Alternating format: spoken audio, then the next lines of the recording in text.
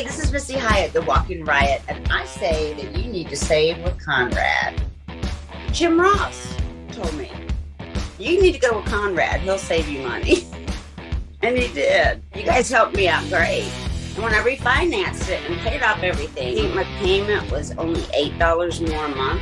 I probably saved at least over $30,000. They make everything so easy for you. Go to Save with Conrad if you want to refi your mortgage or anything with your mortgage. Just go to Save with Conrad.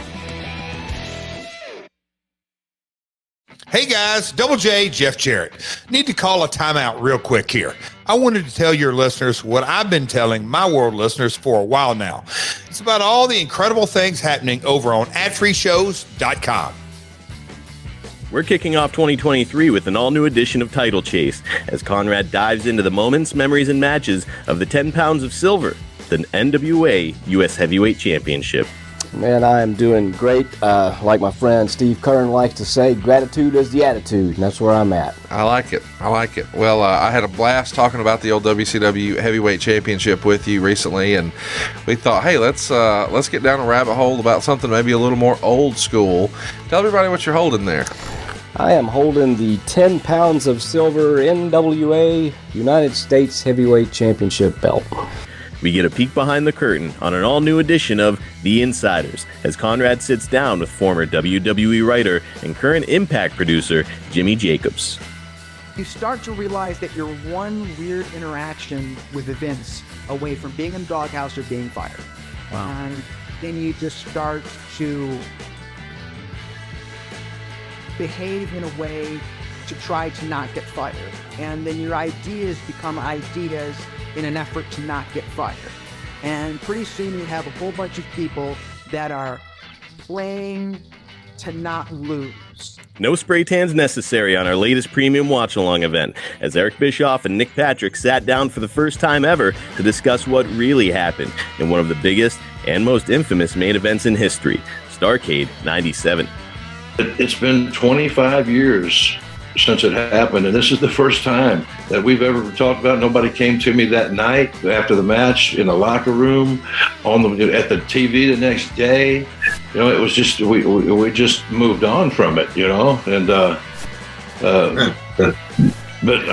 I did what I was supposed to do out of the deal. You know, I don't know what was told in the production meeting, what people were expecting, and you know, I was getting pulled from two different sides. Hey, that's just a small taste of what Ad Free Shows has waiting for you, including a brand new perk, getting to join in on the live recordings of the shows with 4 levels to choose from. See for yourself why Ad Free Shows is the best value in wrestling today. Sign up now at adfreeshows.com. That's right, sign up today at adfreeshows.com.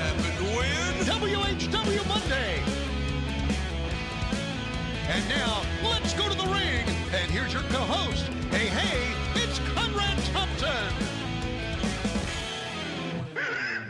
Hey, it's Conrad Thompson, and you're listening to What Happened When?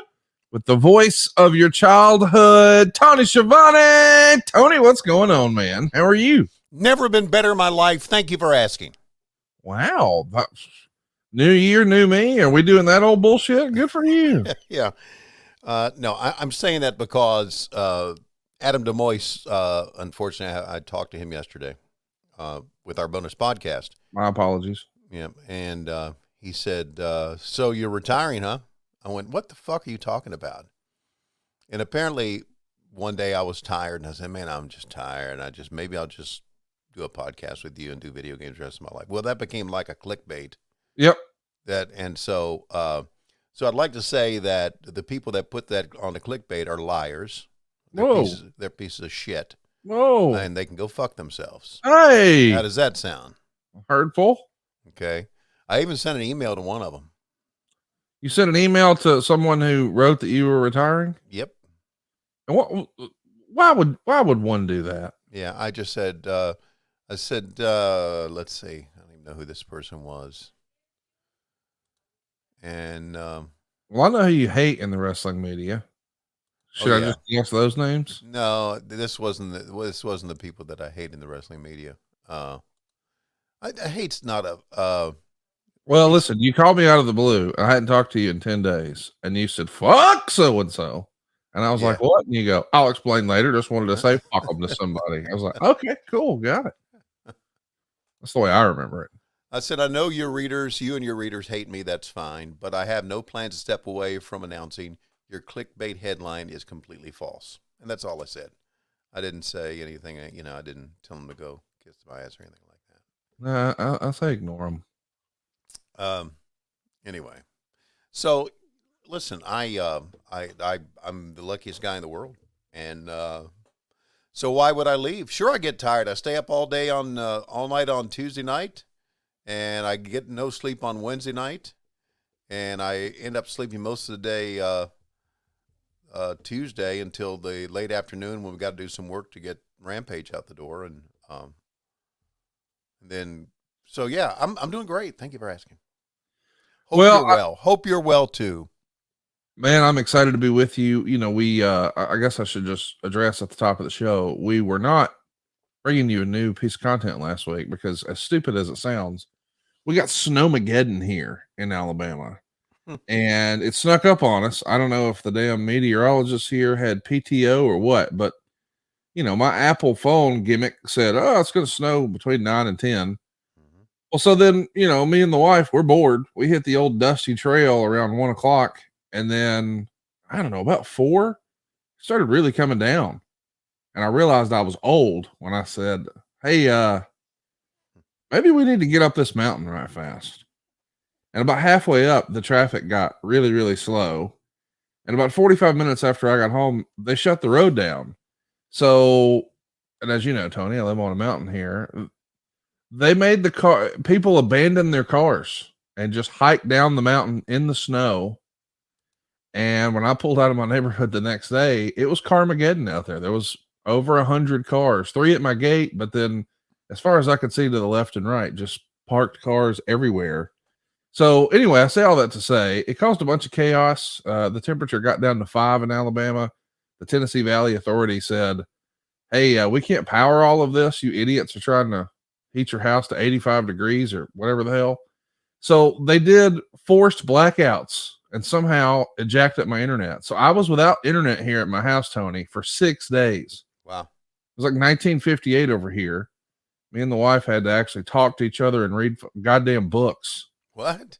Yeah. I mean, I never realized how reliant on internet I am. Oh my but God. It uses my Sonos. So my music in the house, my Control 4. So even my thermostats, everything is through the internet. So I couldn't get online. I couldn't work at my desk. I couldn't watch TV. I couldn't blah, blah, blah, blah, blah. So yeah, we just talked and read books. So I basically wanted to kill myself. Well, 2 things out of that. Number 1, Tennessee Valley Authority better get their ass in gear. Yeah. I've never wanted to live somewhere else more. Yeah, exactly. It's like, you've got some very nice places in the, that people want to live in the TVA. So, yes. It's not like, it's not like it's a couple of people on top of a mountain anymore.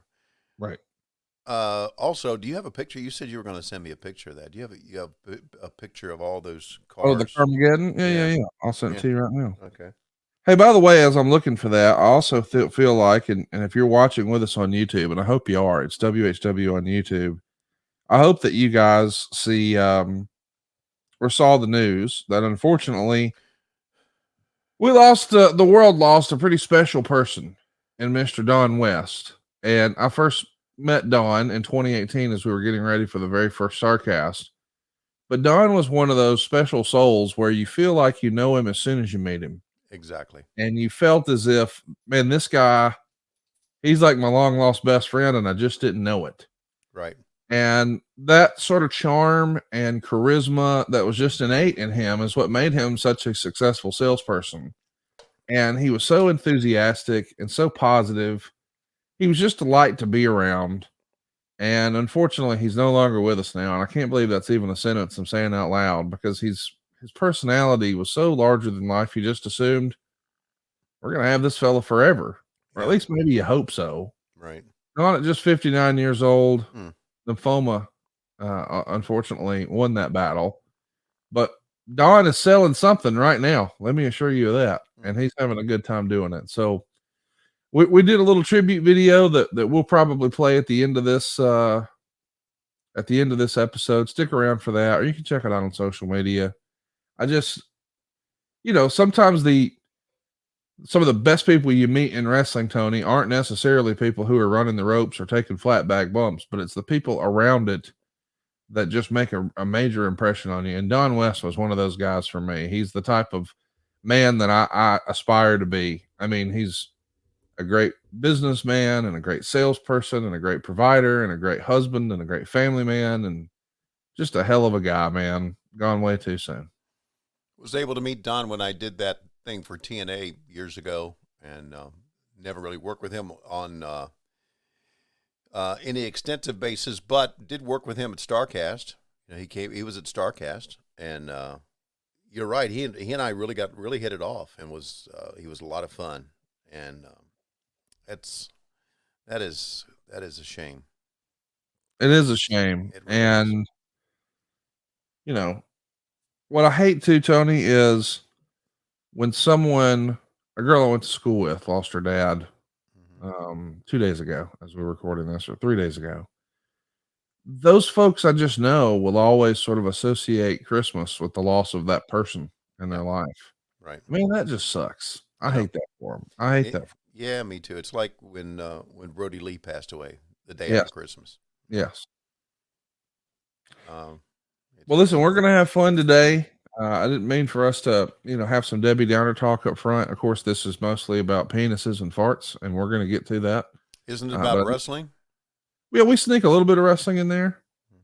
Speaking of sneaking some in there, did you happen to see any wrestling last night as you and I are recording on this fine Saturday morning, the last day of the year?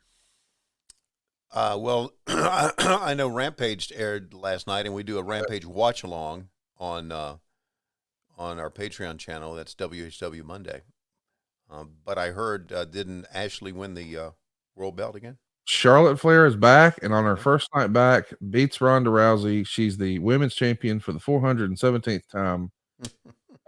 So congratulations to her. And hey, man, they still keep kayfabe around these parts. How about that? I woke up this morning, as you know, I told you before we clicked record, we went with some friends and saw Cassio Kid do his stand-up thing and went to a late dinner. And as a result, I didn't get to see the show. Right. This morning, scrolling through my feed, and I said, hey, honey, your sister's the champ again. Huh?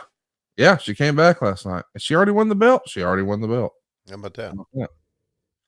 Jinx. All right, boys and girls, we're doing something kind of fun today. This is going to be a special Nitro. It's the night after Starrcade 97. And hopefully you saw the news last week. We got Nick Patrick on the record. He actually had a conversation with Eric Bischoff for the first time in, I don't know, over 20 years. And we actually watched the match, watched the main event from Starrcade 97, and just really broke it down and talked about what Nick Patrick knew and when and who told him what and how and all of that in great detail. And it's all over at adfreeshows.com if you'd like to check that out. But the night after the biggest WCW show in history, I think a lot of people would look back and say, maybe I'd do that over again. Eric Bischoff certainly did in our conversation with Nick Patrick. So why not get your cock out? Pull up Peacock. Go to Nitro, Season 3, Episode 52. Johnny, did you know there's 52 weeks in a year? Did you know that?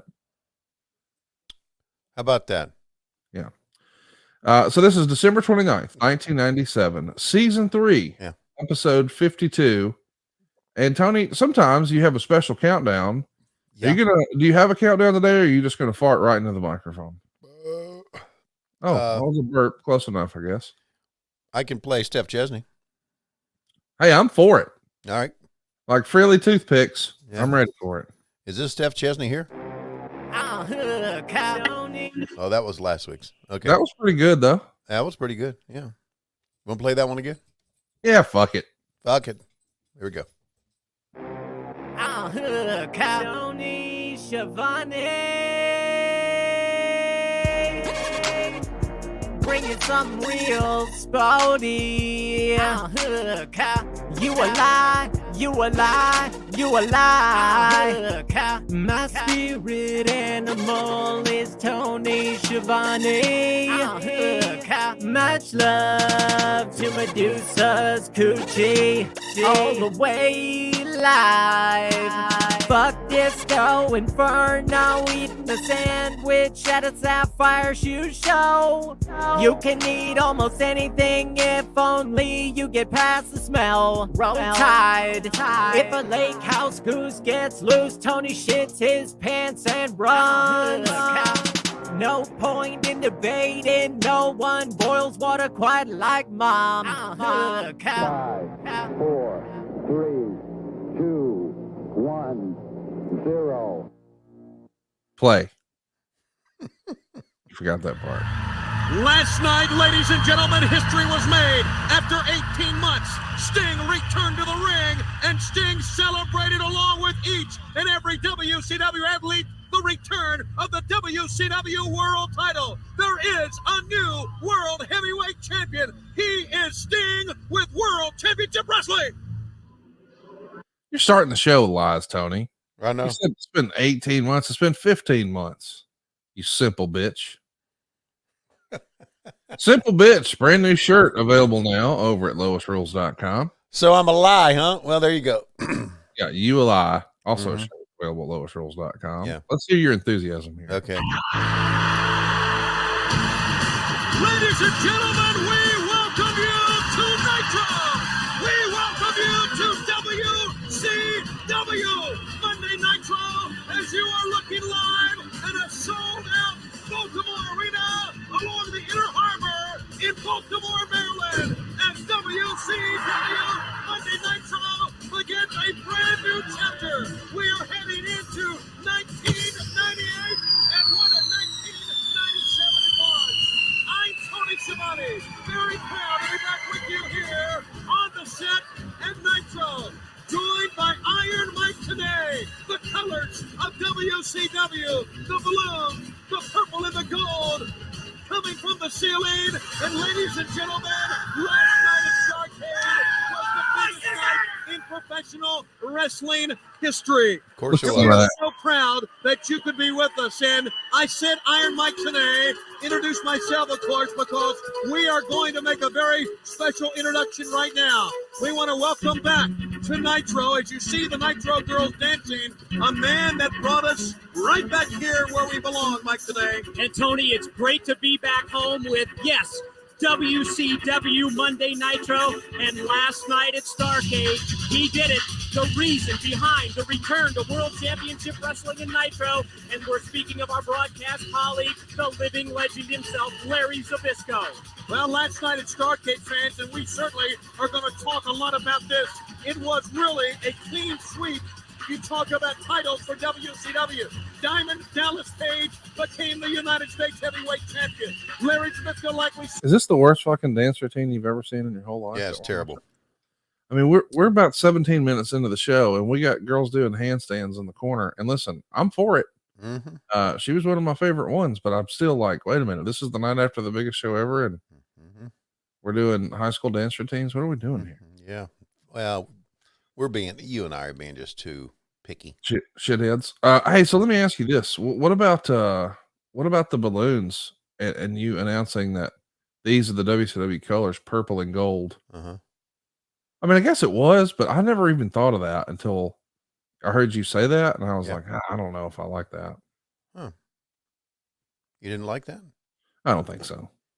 Well, I mean, we were Larry Zbyszko, you know. How about that denim shirt and the big heroes welcome? Yeah. Larry Zbyszko, although he is probably best known now for having the worst Hall of Fame induction speech of all time, he was a cool, cocky, confident motherfucker here. He was a great announcer, a great analyst, great color guy. Look at, there you go. Oh yeah, we're at you. So he had the worst induction speech of all time. Oh, it's still going. He's still going. He started it in 2015. He's still going right now. Oh, really? It was long, right? Oh God, it was probably 47 minutes. Oh God. And most of the time, at least half of it was, I forgot what I was going to say. Oh, I forgot. And so apparently the next day he was asking people, was it that bad? And people are like, yeah.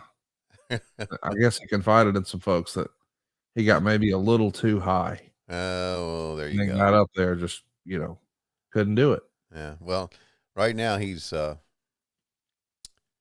monologuing right now, and Monologuing. uh-huh.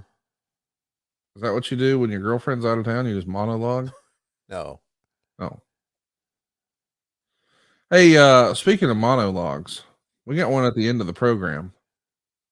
I don't seriously, when the playback is finished, something happened recently with Marty Jannetty that I just want to highlight. Okay. I think you'll enjoy it.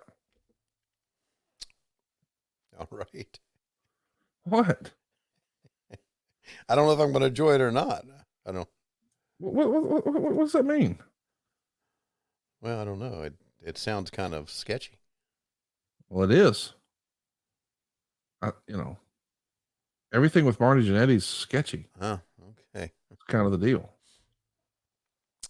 Okay, so this is the program where we get out there and say, oh, yeah, by the way, he didn't win the world title, right? Yes. And you're going to do a rematch. Jesus. I mean, we're 5.5 minutes into the show. Yeah. What the fuck are... And we're starting with fucking Glacier. Jesus.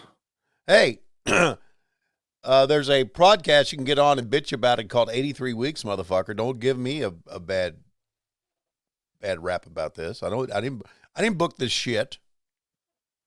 Right? Didn't stop it neither.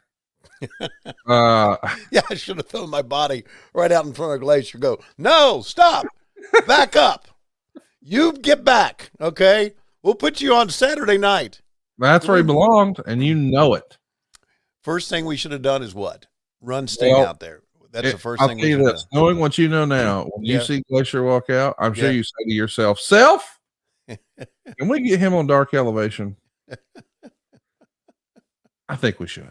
Oh, God. Yeah. Obviously, we should have run Sting out. I mean, we ran Zbyszko out. It was an important match. It was a featured match, and it was for Nitro, right? That was the storyline with Ian Bischoff. If Zbyszko wins, we keep Nitro. If Bischoff wins, the NWO gets Nitro. If Zbyszko wins, it stays in WCW. So that was big. But in reality, we should have run Sting out there, right? Well, I mean, I would think you would want to start with that right at the top of the show, but I understand there's probably some strategy in play here where you're trying to counter program what WWE is doing. And I'm sure Eric Bischoff's probably seeing this laser light show snow presentation and thinking, Goldust can't fuck with this. Wouldn't you like the person with the laser pointer to found that person and beat the fuck out of him? Man, those were so popular back then. I remember kids were getting suspended in my school for bringing laser pointers to school. As well they should. I think they probably should have taken the person who had the laser pointer here at this event, found them, beat the fuck out of them, and then stuck the laser pointer up their ass and told them to go home. And now Goldberg comes out. And this is pre-Goldberg being Goldberg. He debuted in September. Of course, he did pick up a win at Starrcade. But now they're starting to get behind him a little bit. But this is before the big pyro entrance and all that jazz. But just think, man, about the year he's about to have. This is the last show of 1997. And boy, 1998 is going to be the year of Bill Goldberg. Yeah. You're right. It was a very different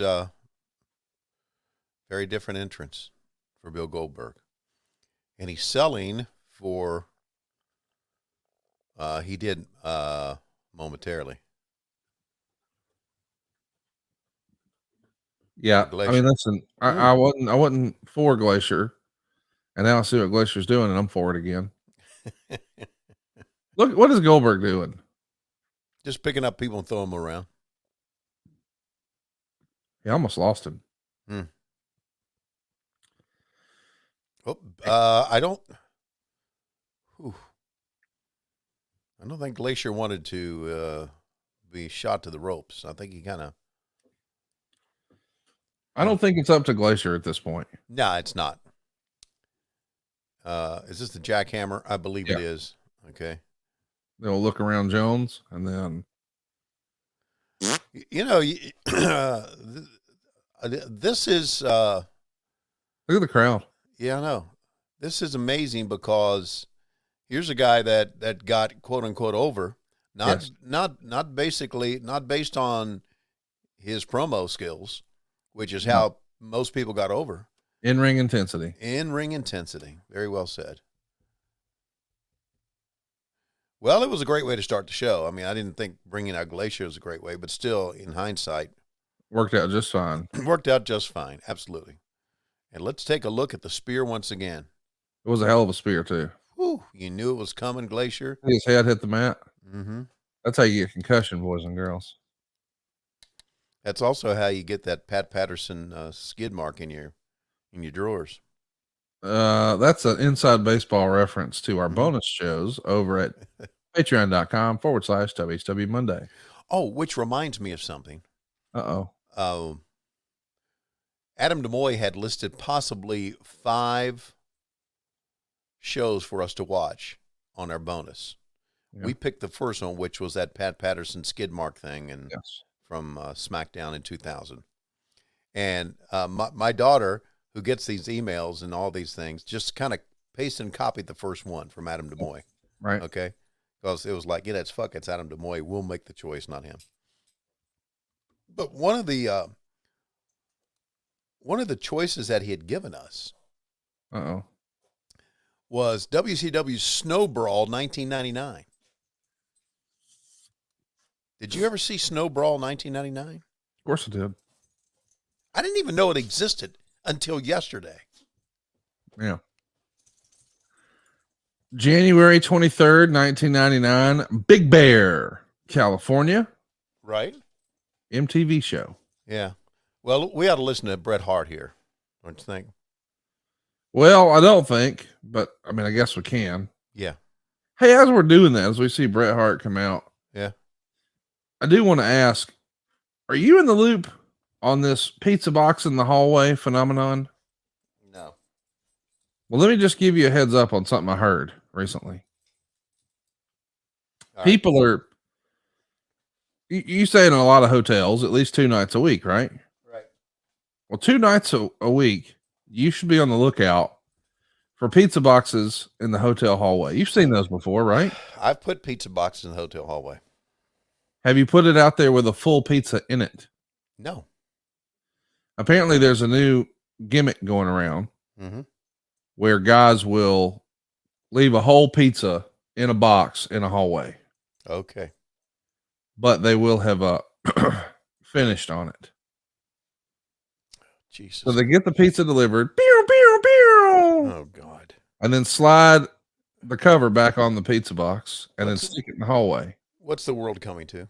I don't know. But I guess it's like hey, maybe somebody will eat this pizza. Yeah, okay. And that I've jizzed on. Oh, wow. Listen to you. Christ. Here's Bret Hart. Hart. Wrong. Okay. A lot of people had a lot of doubts about where the Hitman was going in regard to the WCW and the NWO. The WCW. Yeah. I had to kind of judge the situation from a close-up advantage. And I've always found that actions speak louder than words. And yesterday was an example of good old-fashioned justice prevailing the way it's supposed to.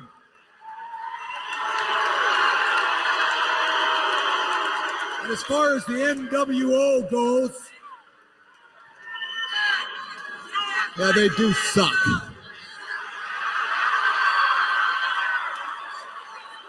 The NWO is the lowest, most rotten, evil, corrupt bunch of scum.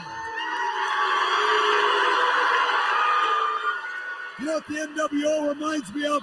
They remind me of the scum I just left behind.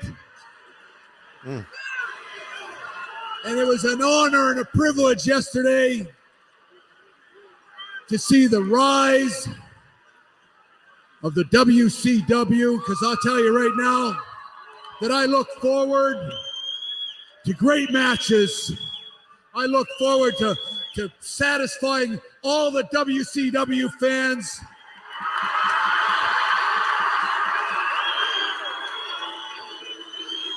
You talk about the Giant. You talk about Lex Luger. You talk about Chris Benoit. And you could talk about WCW World Champion Sting.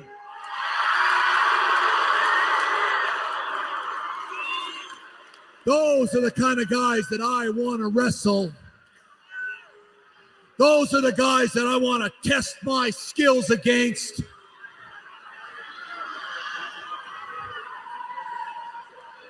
You know, the WCW is going to find out what the excellence of execution is all about.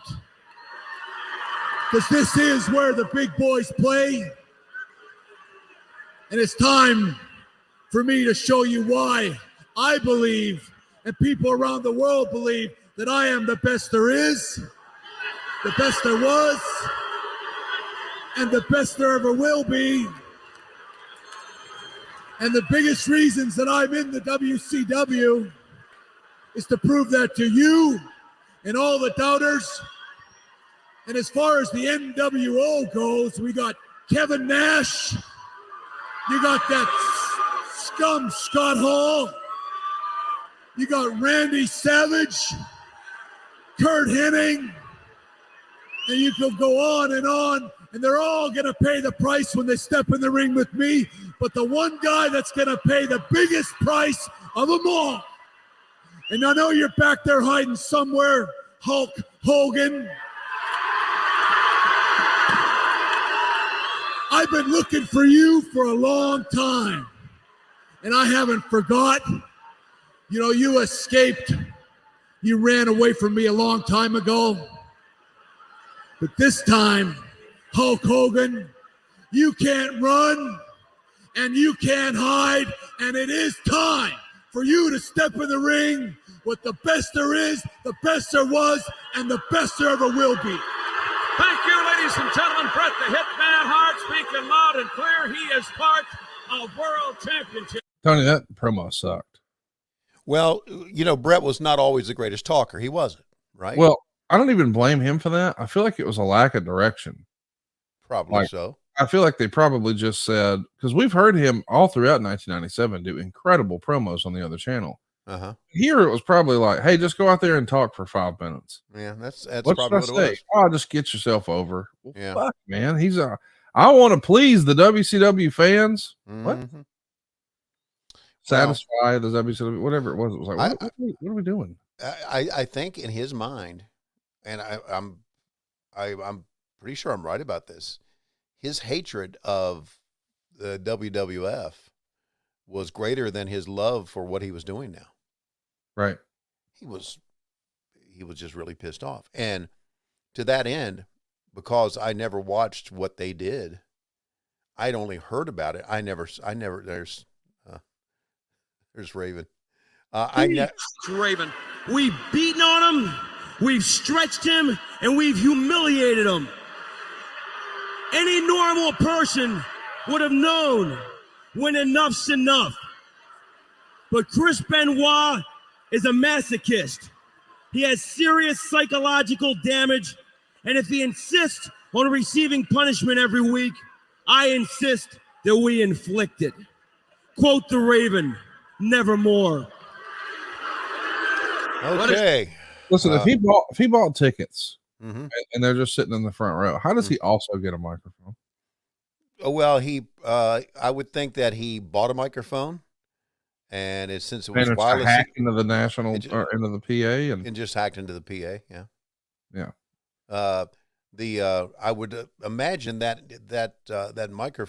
little promo he did right there is probably much better than what we're getting ready to see in the ring. But anyway, I did not watch the quote unquote Montreal screw job, so I was not familiar with exactly how it went down. I heard he had been screwed over, and so I had no reference point, which was probably good. I mean, because we shouldn't have talked about it. We shouldn't have referenced it. We shouldn't have. I mean, like we said, Benoit goes right into the stands. Like we said, that the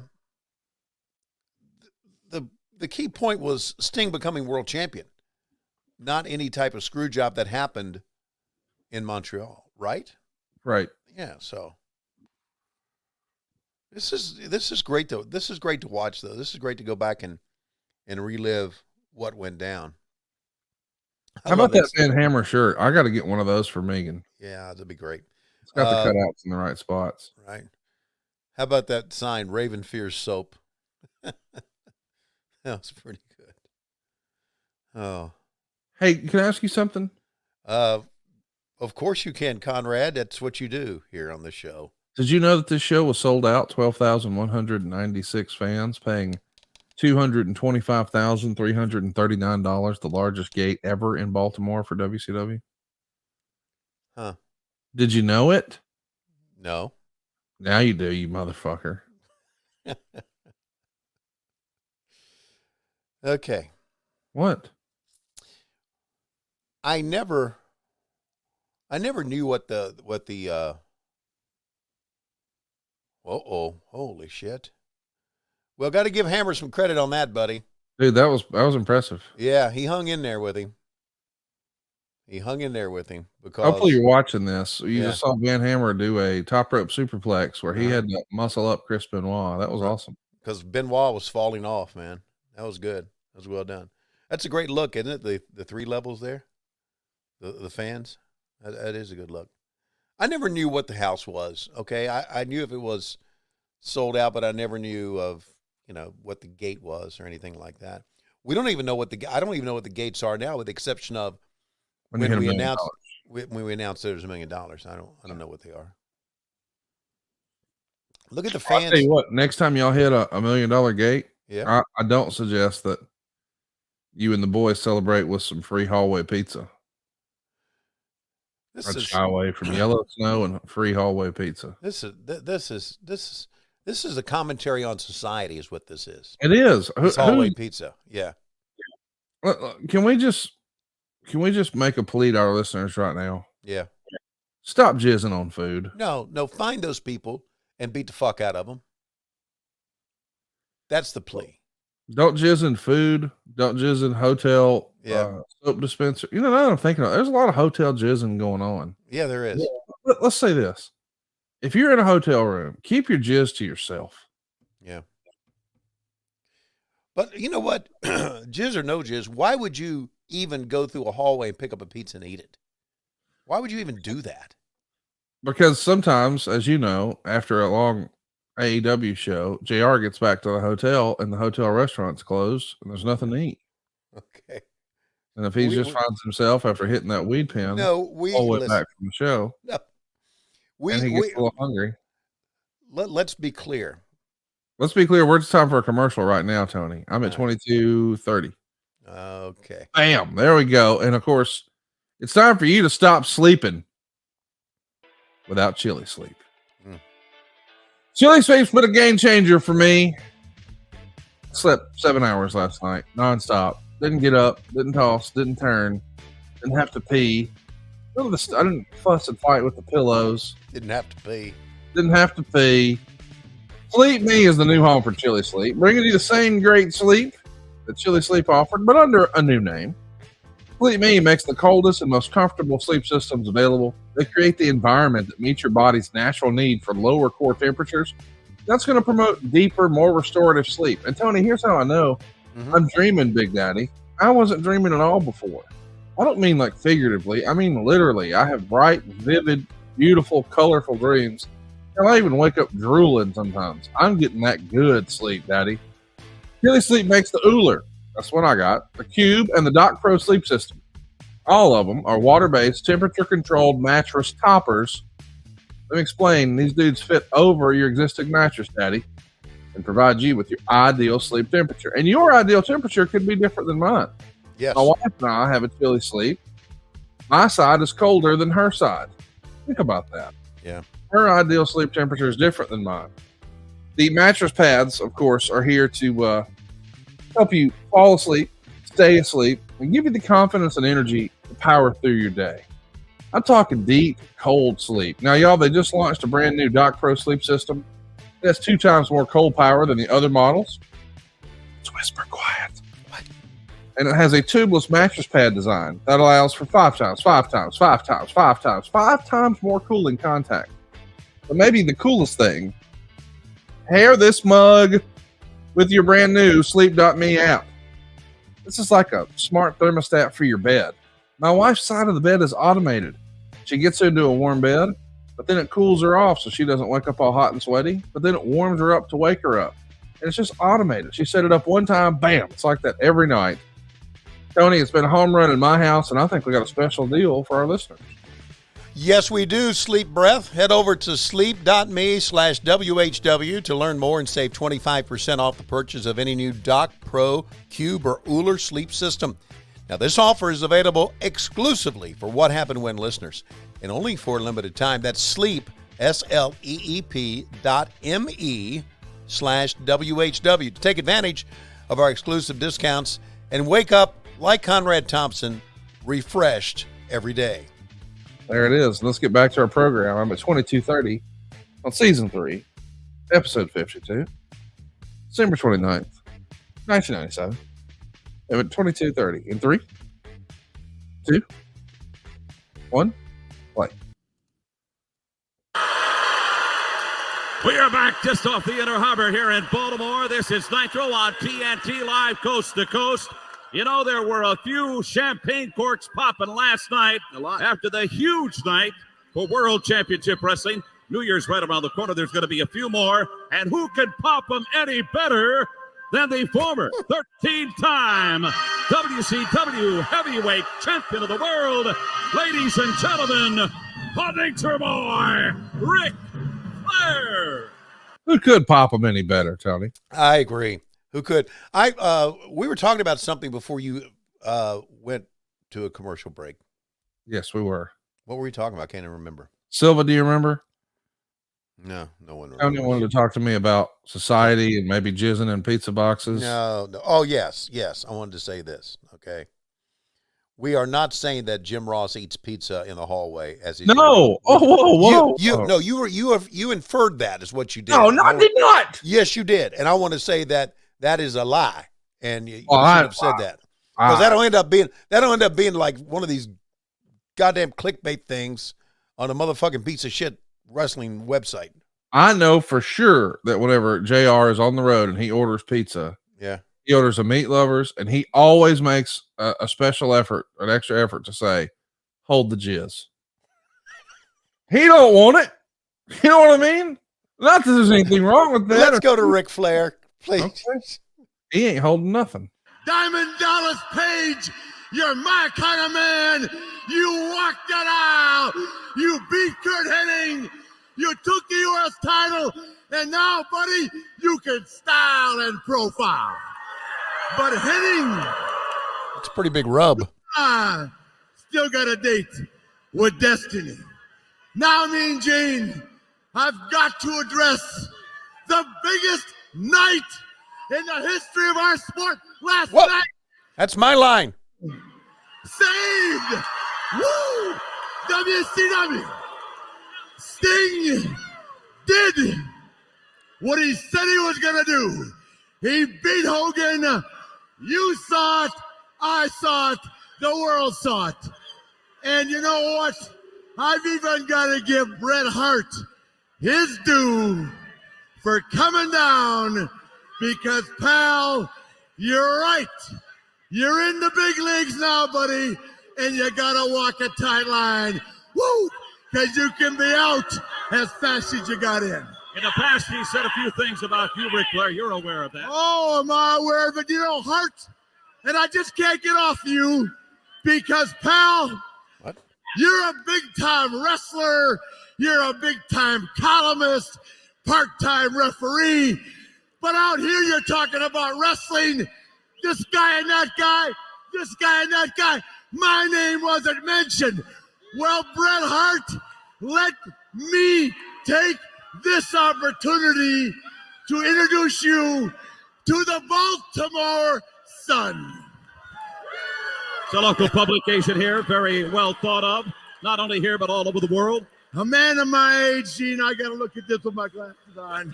I know. But here's to Bret Hart, the columnist of the Calgary Sun. It says, let me see, and the big name wrestlers like Hulk Hogan have often overshadowed. No, wait, it says, there's never been a guy, night after night, what a guy, to put on the performances he has. And this is Bret Hart's main man, says editor Dave Meltzer of the Wrestling Observer. When you factor that in, he is the greatest in the history of the sport. Without question, the Nick Chima! Woo! All right, Bret Hart back in the locker room listening to all of that from the Nature Boy, Ric Flair, Tony. All of a sudden, we have got a ton to talk about. Wow, does it feel good? Can you imagine if, hypothetically, can you imagine if Roman Reigns came on SmackDown this coming Friday and goes, Sean Ross Sapp last week said, and stuck some glasses on his head. I just love it. And by the way, that, boys and girls, is why they call the Wrestler of the Year award the Ric Flair Award in the Wrestling Observer newsletter. Yeah. Well, that's great for that. Ultimo Dragon and Eddie Guerrero off to a running start here. Yeah. Man, this is two of my absolute favorites from this era. You knew when those guys came out, they were going to tear it up. And look at that handsome Devil's our referee, old Benjamin Button himself. Yeah, how about that? I was talking to Dean Malenko about the Ultimo Dragon because we saw that. Remember the match we had and we watched with he and Malenko? Yeah. It was like the opening match for, what was it, Starrcade? It was the opening match for Starrcade. 96. Starrcade in 96, right. And Malenko says one of the greatest he's ever worked with, and was talking about the injury that ended his career, basically. And I can't remember what that was. Hey, I would love to have a conversation with you right now about your old close personal friend, Tony Atlas. Did you see what Tony's been up to? Yeah, I saw that. Clickbait. Really? Yeah, that's all that is. Well, Whoops. Let's make sure everybody knows what we're talking about here. I think Silva has a graphic for us. Tony Atlas says, it's great having hobbies. Mine are lifting weights, drawing, and getting pussy in the face. Okay. And I thought to myself, sounds like Tony Schiavone's favorite hobbies, except he don't lift weights.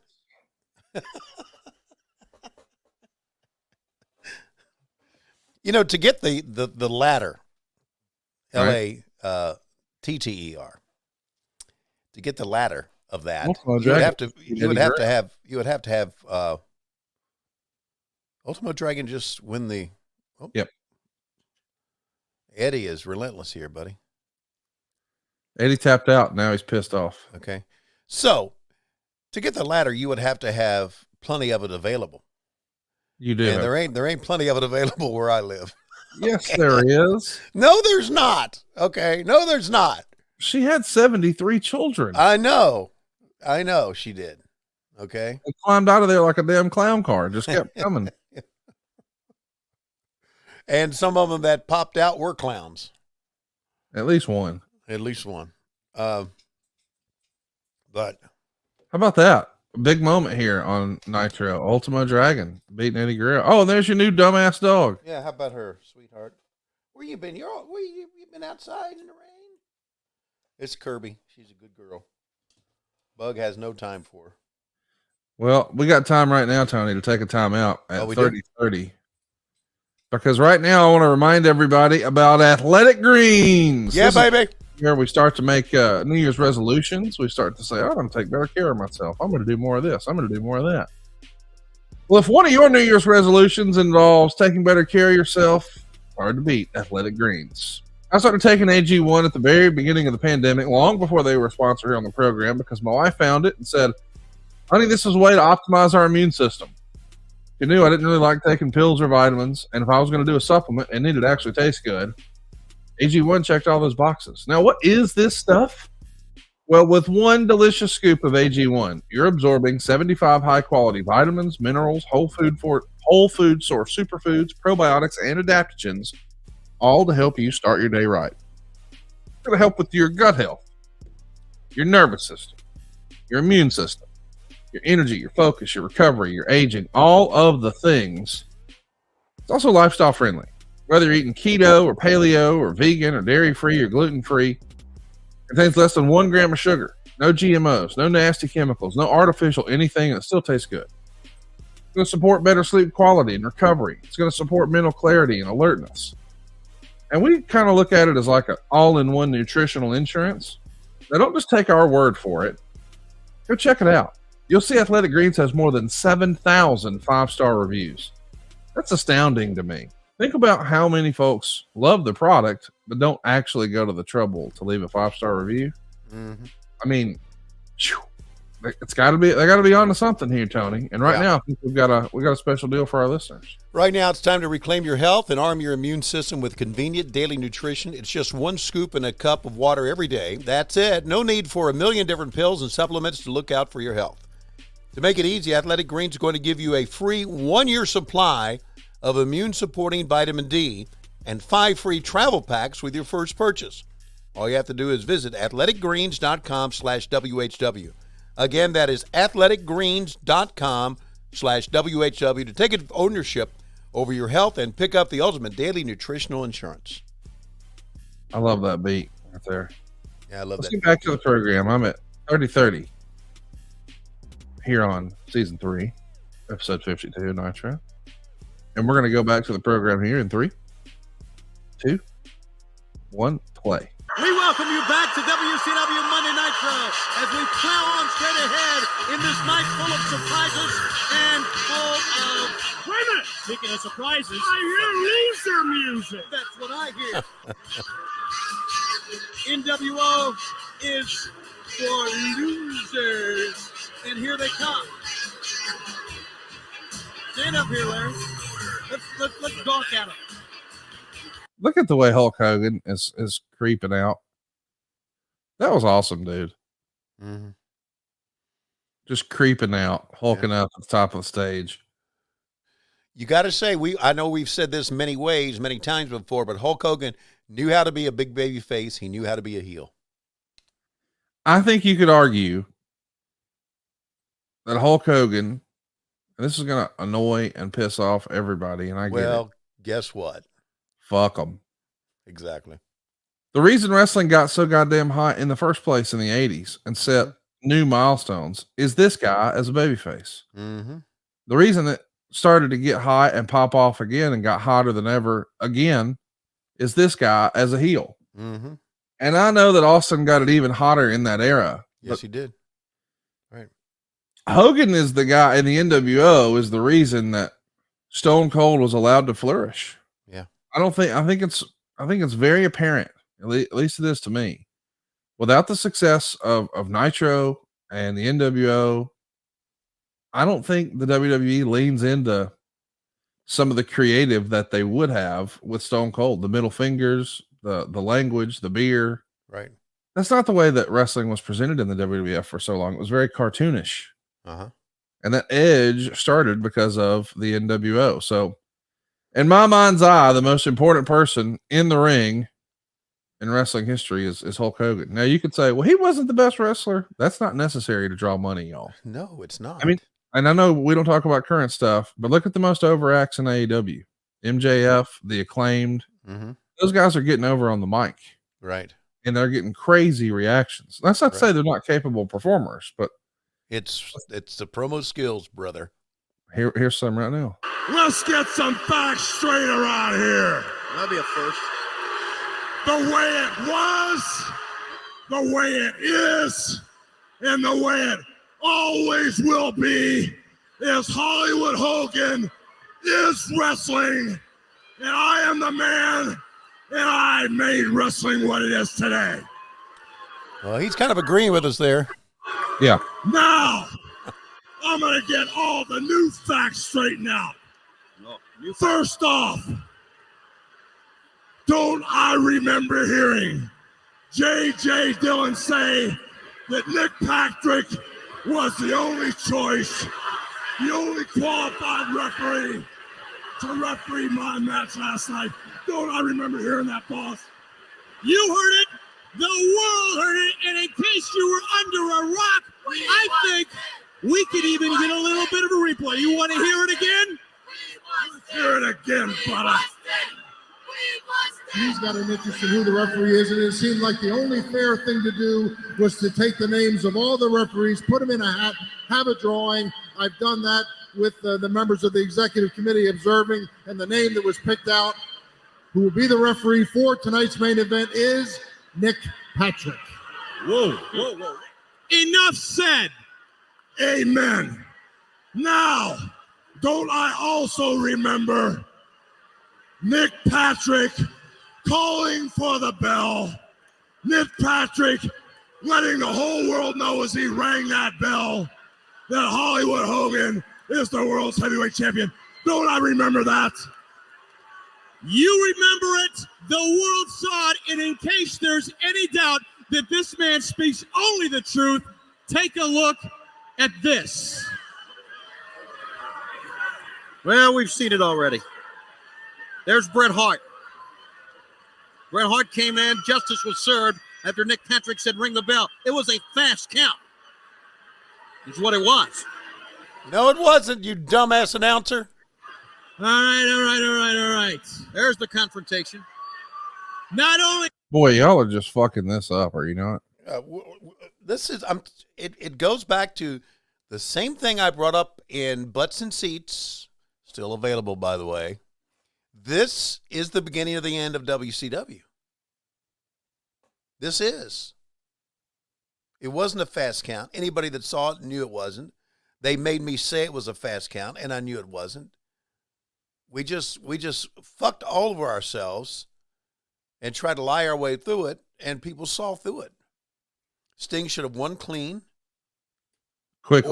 Or there should have been a fast count. Sting should have won clean. End of story. Yeah. Yeah. Or there should have been a fast count, and it was just brutal. It was brutal. It was. And so this is the beginning of our end. I'm telling you that. And let's see if they can get this one right, WCW. If you got the guts, put it up there for the world to see. Yeah, there it is. So what? Justice was served.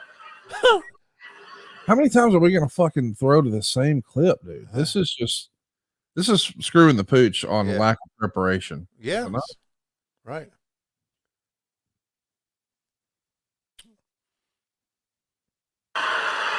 Conveniently left out the best part, didn't they, Hollywood?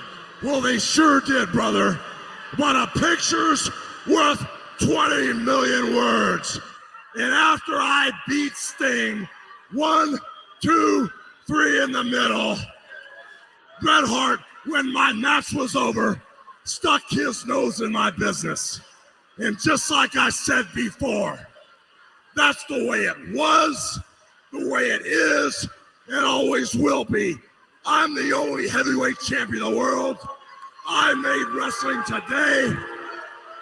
And the way it goes, myself and my boss, Mr. Bischoff, are open for suggestions for the WCW to save face, because I fear no coward like Sting, Bret Hart, or anybody else, because I am the man. I am your champion. Damn. J.J. Dillon, you screwed it up. Give it up for the man. Sting, you should have had a 10. Did say here on TV. We have heard enough of this. Man, this is bad. Bungle Jones here. I mean, it's bad news. I want to read you something from the Observer, because we know what we're getting. Yeah. On Nitro the next night, they hyped a Sting Hogan title match for the main event. About 6 minutes into the match, at about 10:04 p.m., just as referee Randy Anderson was bumped after being in the wrong place when Sting did the Stinger Splash. The show abruptly went off the air. Naturally, there were more complaints about this the next day at Turner Broadcasting than anything WCW has ever pulled in its history, although that reaction was by design and not unexpected. Nitro had set a precedent for the last 18 months of at least staying with the main event until the finish, broken once before as a way to garner ratings for the debut of Robin Hood by pretending Hogan and the Giant were doing a 40-minute match and showing taped clips purported as being live as the show was on the air. This actually would have been the earliest the show has gone off the air in recent memory, despite having nothing but the Nitro replay to follow on TNT and being billed as the biggest match in Nitro history. After the show went off the air with Anderson down, Nick Patrick did a run in as a referee. Hogan hit the leg drop, and this time Patrick did the planned fast count. And just as he was hitting 3 for a super fast count this time, Sting kicked out, although it was basically a dead heat as to which happened first. Sting got up, clotheslines Patrick. The match continues with Sting getting Hogan on the Scorpion and Anderson reviving and calling for the bell. It should have been noted that both nights when Hogan submitted to the Scorpion, in neither instance did he tap out. J.J. Dillon grabs the belt and gives it to Sting, but at this point, Bischoff and Dillon end up in a tug of war over the belt, with Bischoff knocking out Dillon with a kick. Sting then drops Bischoff with a reverse DDT to the biggest pop of the night. And as the NWO guys go for the run-in on Sting, they're cut off by WCW guys, with the biggest reaction coming against Bret Hart fighting with Scott Hall. But also out there were Lex Luger, Diamond Dallas Page, Ray Traylor, The Giant, the Steiners, Jim Duggan, and others. So that's what we're going to end with. It just feels less than, Tony. It's because it was less than. Yeah. Apparently, Heenan and I are having a pretty good argument right now. Look at your reaction. Throw it. We are enjoying tonight in many, many ways, and we're going to start to enjoy it a lot more. Just got better, didn't it? It sure did. The Nitro girls are here. Boy, am I excited. We are back. WCW once again is at full strength. I feel like dancing. He's talking. I'm just looking, okay? But fans, we want you to be a part of Nitro. It's a phenomenon, and it is Give me more spice. Monday Nitro again. We would like to see. Hey, can I ask you a question? Yeah. Did you know if you water water, it grows? If you water water, what grows? The water. The water grows? Of course. Like you water your plant, it'll grow. Right. You water your herbs, water your garden, they'll grow. If you have a cup of water that's halfway full and you pour water in it, it grows up to the top of the... Boom. If you water water, it grows. What the fuck are you talking about? Just showed you some of my superior intellect. Oh, very good. Hey, did you ever go to a Nitro party or do a Nitro party, or were you too young back then? No, I didn't know if that was for college students or what. The guy off of the kid.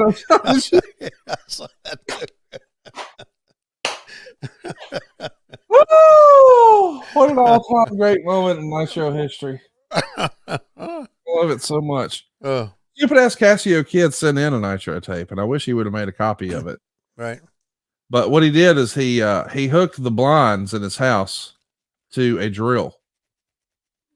Okay. So it would open them or close them faster. Yeah. Uh-huh. And I guess he had painted on the other side the Nitro logo. Uh-huh. Anyway, he thought for sure with all that extra effort and presentation, he was going to win a Nitro party. I think he thought they were real. They were real. Yeah, not really. Okay, I thought they were. I don't know who picked them. Exactly. But I thought they were real. But you know that brings up a point. All right. Kimberly was so beautiful. Yep. Oh my God. How about the rub that Ric Flair gave Diamond Dallas Page when he came out? Huge. Yeah, right. Anyway, I forgot what the point I was making. I think you're before we did a commercial. Oh yes, about Lois's vagina. No, we weren't. Okay. I sometimes don't realize how much of an impact that we had on people back in the 90s, and had an impact on people that I consider my friends right now, like Casio. You know? Yeah, for sure. Yeah. I sometimes it's lost on me. Because I just kind of think of myself as another guy. Which, by the way, I appreciate an invite to your New Year's Eve party. Didn't do one. Okay. I mean, here's the thing. Would you have come anyway? No. Yeah, exactly. Okay. My New Year's Eve party this year consists of watching feetball, which you're going to be doing anyway. Well, I don't know. I thought that maybe I got to thinking maybe it was time for me to change my life in a brand new year. You know, live better, be a better husband, be a better friend. Wait a minute. Being a better friend means not coming over to my house? No, it means coming to your house or coming to see you guys. Got it. Sure would like to see my friend Cassio. We can make that happen. Yeah. We're going to be in Atlanta in like 2 weeks. You and Silva and Shuley and all you other jackoffs from Huntsville can stay where you are, but I'd like to see Cassio. You know what? I'll bring him. 83weekslive.com is where you can, if you want to go there and buy tickets, Tony, I'll make sure that you get the VIP upgrade. No, I'm not going to go. Well, it's Saturday, January 14th. We're in Atlanta at 83weekslive.com. We got a special guest that is a friend of yours. I'll tell you off air who it is, but he's a real good friend of yours. A real good friend of mine? Real good friend of yours. Because, we're in town because Impact is doing television at Center Stage. Yeah. And where are you guys going to be? Soundstage Theater at Riverside Epicenter. Okay. How about that? 83weekslive.com. What about that? That's cool. Thanks. Hey, I think I came up with our next big money making idea. Well, have you seen what Mandy Rose has been making, showing pictures of her butthole? I have not, but I understand it's a lot of money. She made $500,000 in 7 days from butthole pictures. And again, that and the pizza box thing just shows you where society has gone. Well, here's what I'm thinking. I'm telling you right now, we are the Roman Empire. We are the Roman Empire. Go ahead. You and I have done this program here now for 17, 18, 19, 20, 21, and now 22. 6 full years of what happened when. And I think we could start winding this down if you want to and start selling some of the greatest butthole pictures in the history of our great sport. And really level your income up in the new year. Yeah. Now, if you're hesitant about showing your old, tired, gray butthole, I think there is another idea in wrestling that could work. And I think Silva has it ready for us if you're watching over on YouTube. It's WHW on YouTube.com. I saw on Twitter, women's coleslaw wrestling. You in the loop on this? My God, no. Well, I think that seems like something you could get into. Women's coleslaw wrestling? What?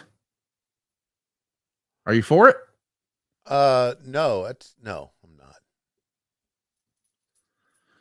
So you don't you don't support women's wrestling? Is that what you're saying? I do support women's wrestling, but not in Nevada coleslaw.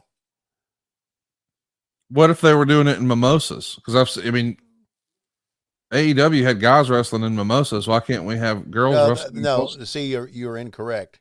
They didn't wrestle in mimosa. They got thrown into mimosa. Okay, well, let's do that. Let's pitch that then. Okay. That could be a new idea for AEW. Yeah. Get some eyes on the Friday night program. Yeah. Where two ladies are wrestling and then bam, they throw the loser in the coleslaw. Yeah. What would that sound like? She's in the coleslaw. She's in the not the coleslaw. Like, come on, give me the big. What would that sound like? Coleslaw wrestling. Okay.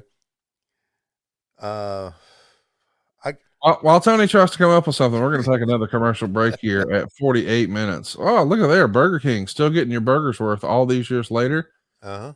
Well, when it comes to money, you and I know the way to save money is Rocket Money. Yo.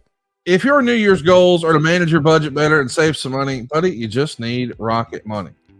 Say goodbye to last year's outdated, disorganized methods of managing your money and say hello to Rocket Money. A better way to hack your finances in 2023. Rocket Money, who I used to know as Truebill, is a personal finance app that finds and cancels your unwanted subscriptions. It monitors your spending and it helps you lower your bills all in one place. Over 80% of people have subscriptions they forgot about, like that streaming service you bought to just watch one show on, or that free trial you never even used. Rocket Money will quickly and easily identify your subscriptions for you so you can stop paying for the ones you don't want. Rocket Money makes canceling subscriptions as easy as the click of a button.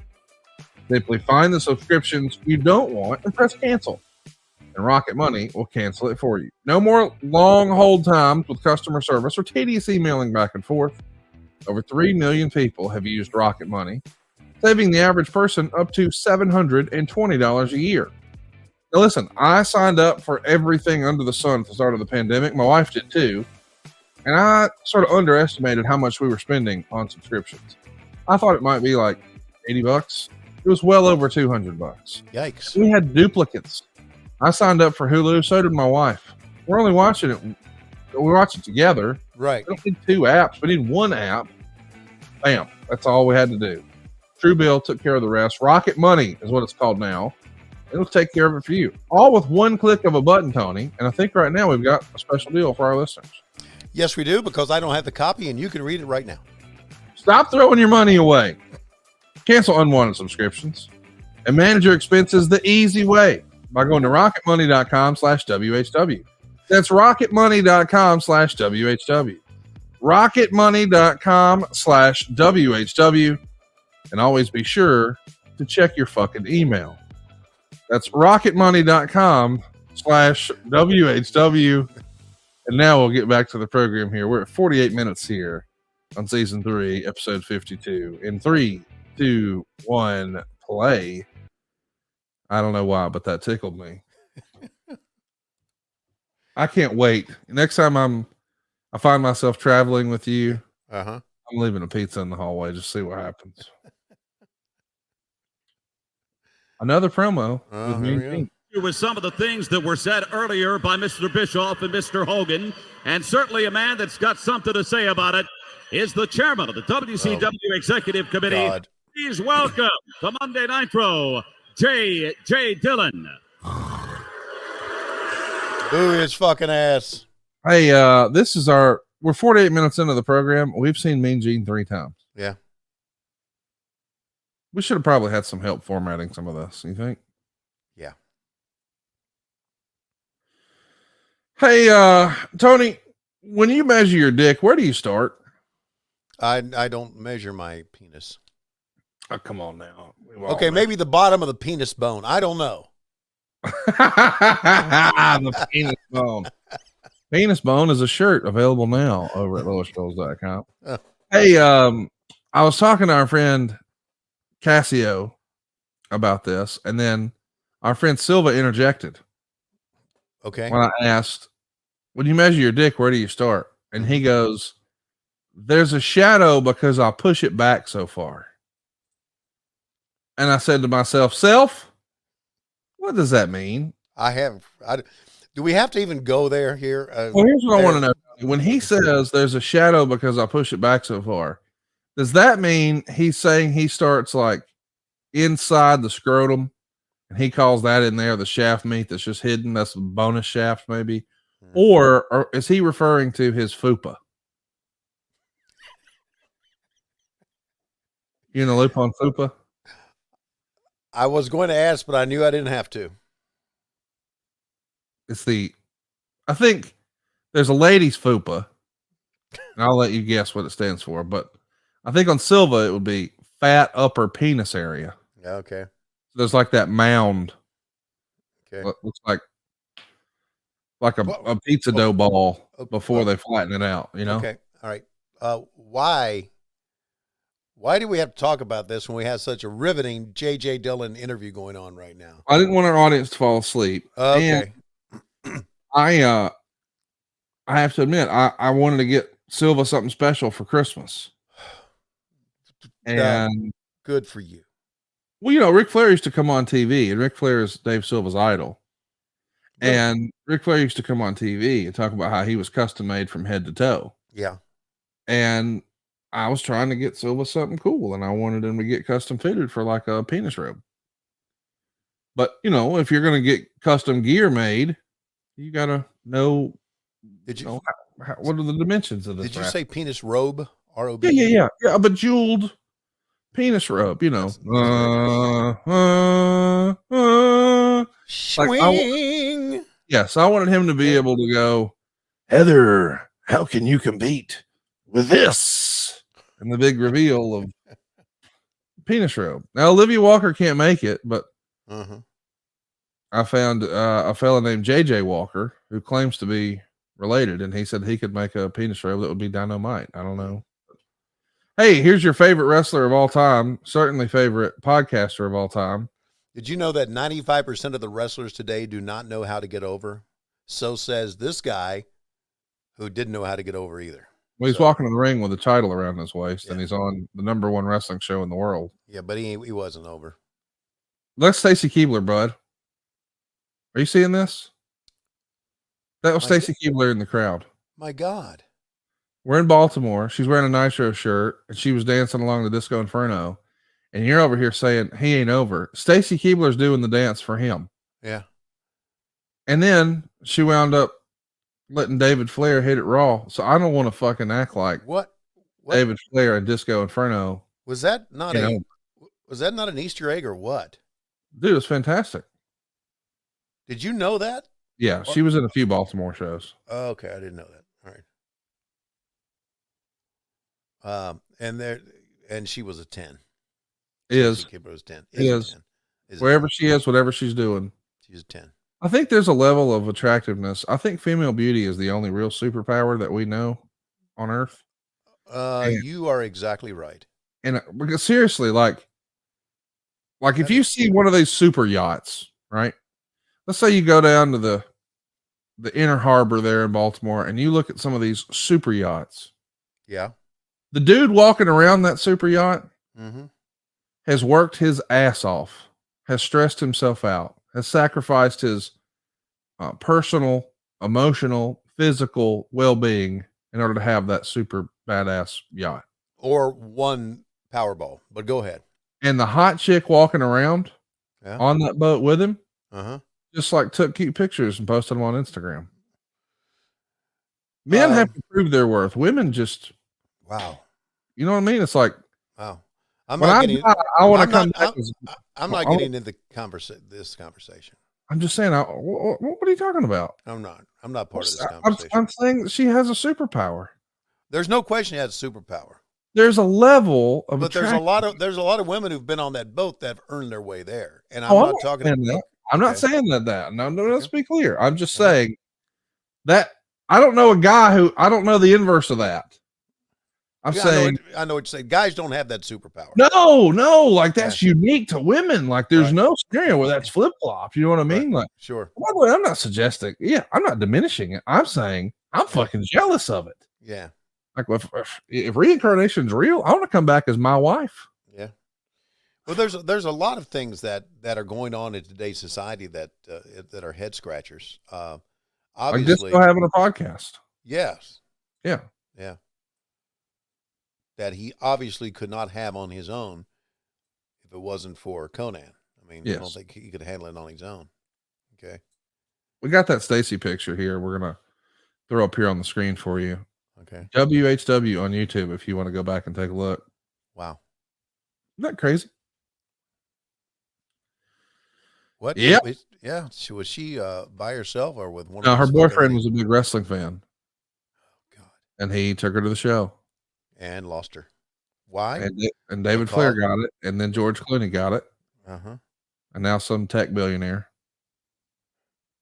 Point is, superpower. Think about that. This girl went from being in the crowd on Nitro to being with George Clooney to marrying a billionaire.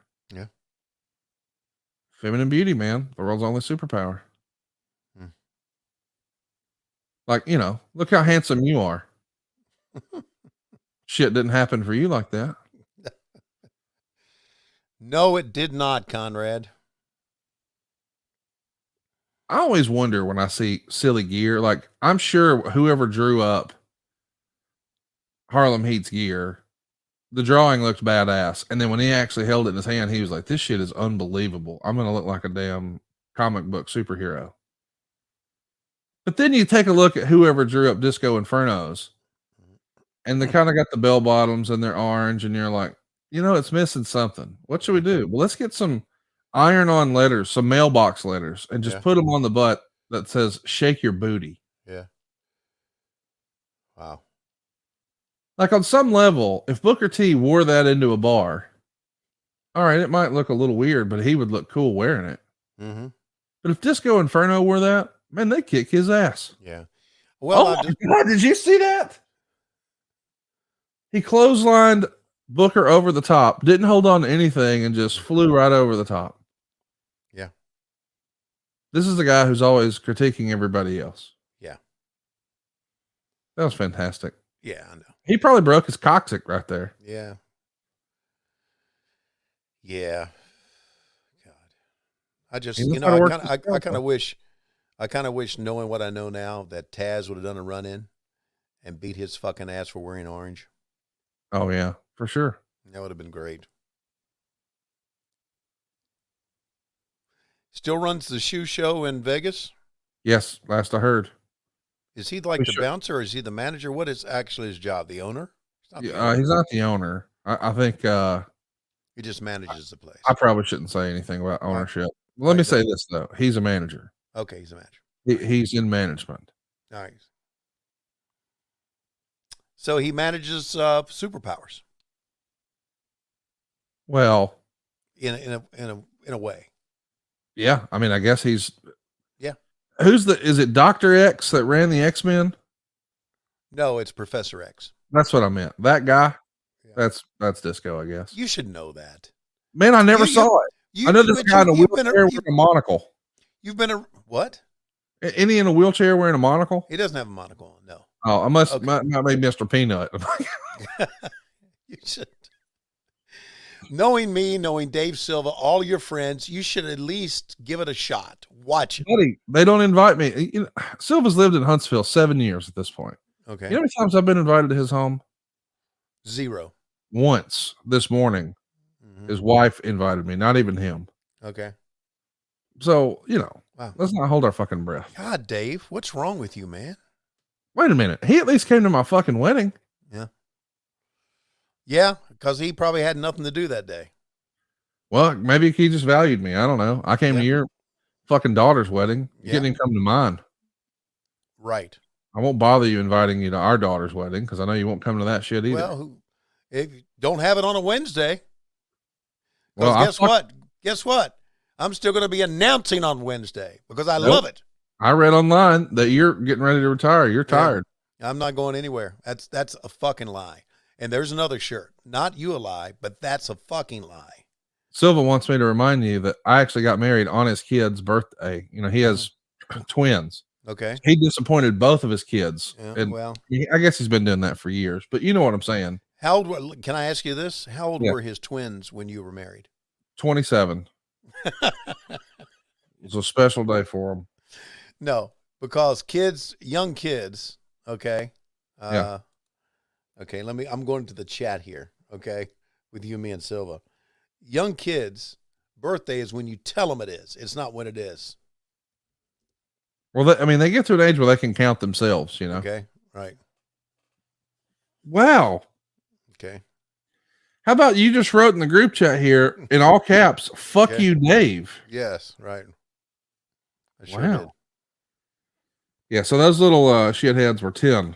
He missed their 10-year-old birthday. Yeah, well, guess what? And here's the what, kids? Your birthday is not Saturday, it's Sunday. What? Yeah, it's Sunday. Okay, sorry. But Mama, do you like lights? Do you like food?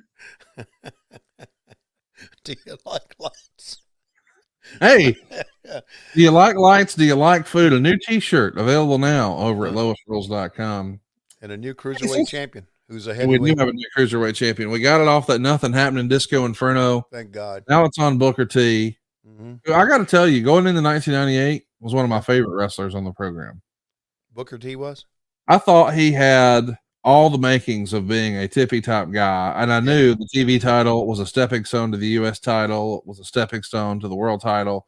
But when you think about it, and I know I'm going to annoy and piss everybody off with this, the trajectory that he enjoyed here is not all that different from a Shawn Michaels or a Bret Hart.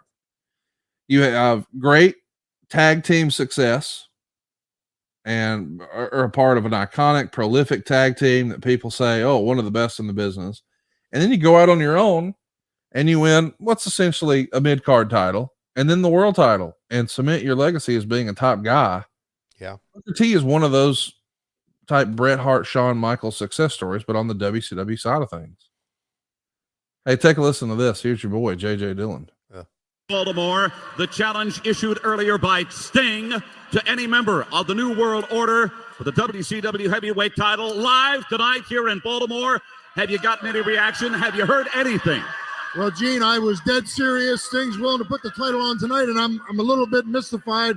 But up to this point, I've had absolutely no response from anyone. Well, after that garbage from Hogan and Bischoff, I would expect some kind of a retort, some kind of a response. Certainly they'd have to come out here and answer that challenge in some small way. It's behind you, Gene. Whoa, wait a minute. Bischoff, you heard the challenge. Two things, Dylan. Number one, you're mine. Remember that. Number two, and most importantly, you're on. Hollywood Hogan will step into that tonight, and he will win his WCW World Heavyweight title. Hey, fathead, don't screw it up this time. How about that? That is the acceptance. And that, by the way, ladies and gentlemen, is a verbal contract, and you are the witness. That means that Hogan and Sting will collide here tonight. JJ Dillon, I commend you. Well, it took 18 months to get it the first time. It didn't take long to get it tonight. All right, how about that? 32 minutes left in the program when they announce, hey, it's happening tonight. That's pretty big time stuff, man. Yeah. And you're going to take a break there, and we are too. I'm at 103.15 is where I want to be, and there it is.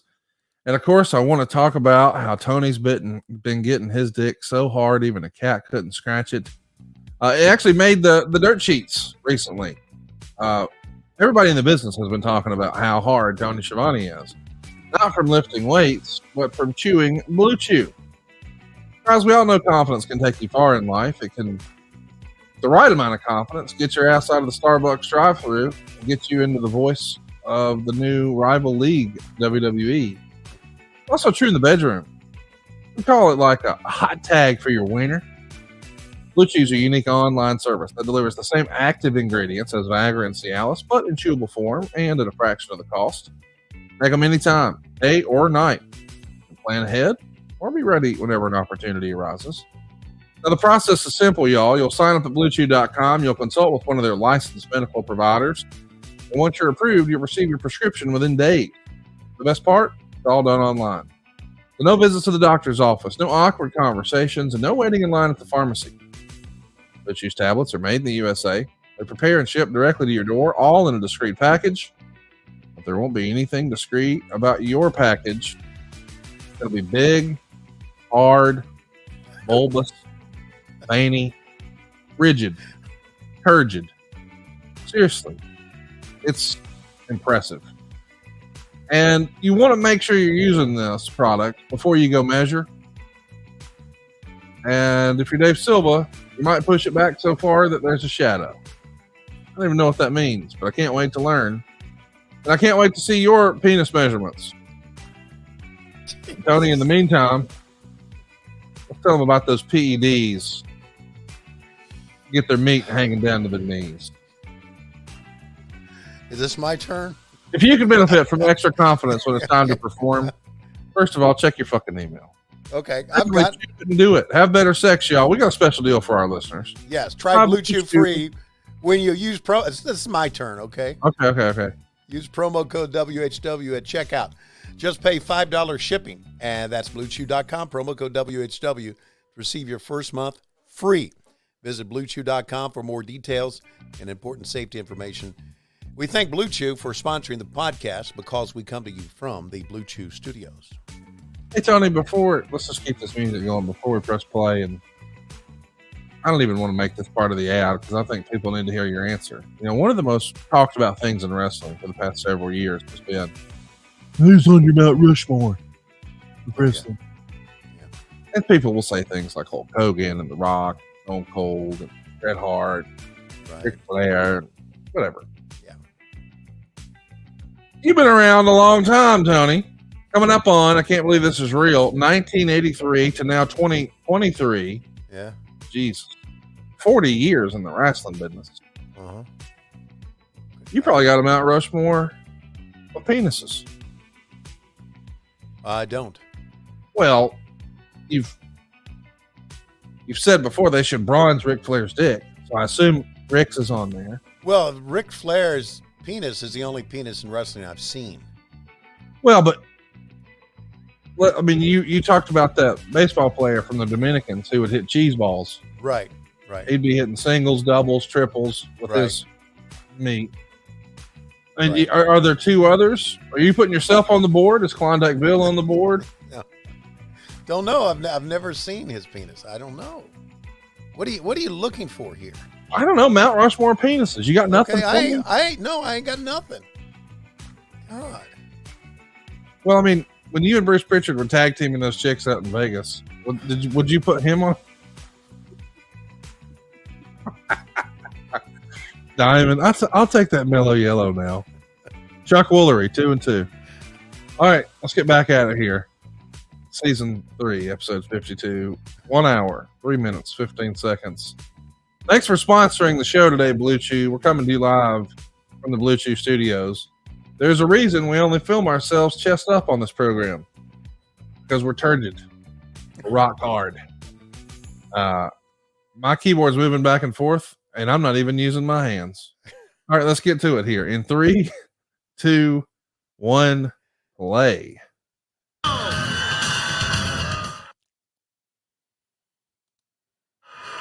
Oh, my goodness. My goodness. We are completely out of breath. We don't know what to say next, with the exception of telling you that tonight, you heard me right, tonight, Sting and Hollywood Hogan have agreed to wrestle for the world title. A match last night occurred that took 18 months in the making. Tonight, it takes just a few minutes. And these two men tonight, Sting and Hogan, will climb in the ring. I can't remember a bigger match on live TV in my life, on Nitro, on Clash of the Champions, we've had on WHW Saturday Night Events Live. I can't remember there's not been a bigger match. Tony, it's unbelievable.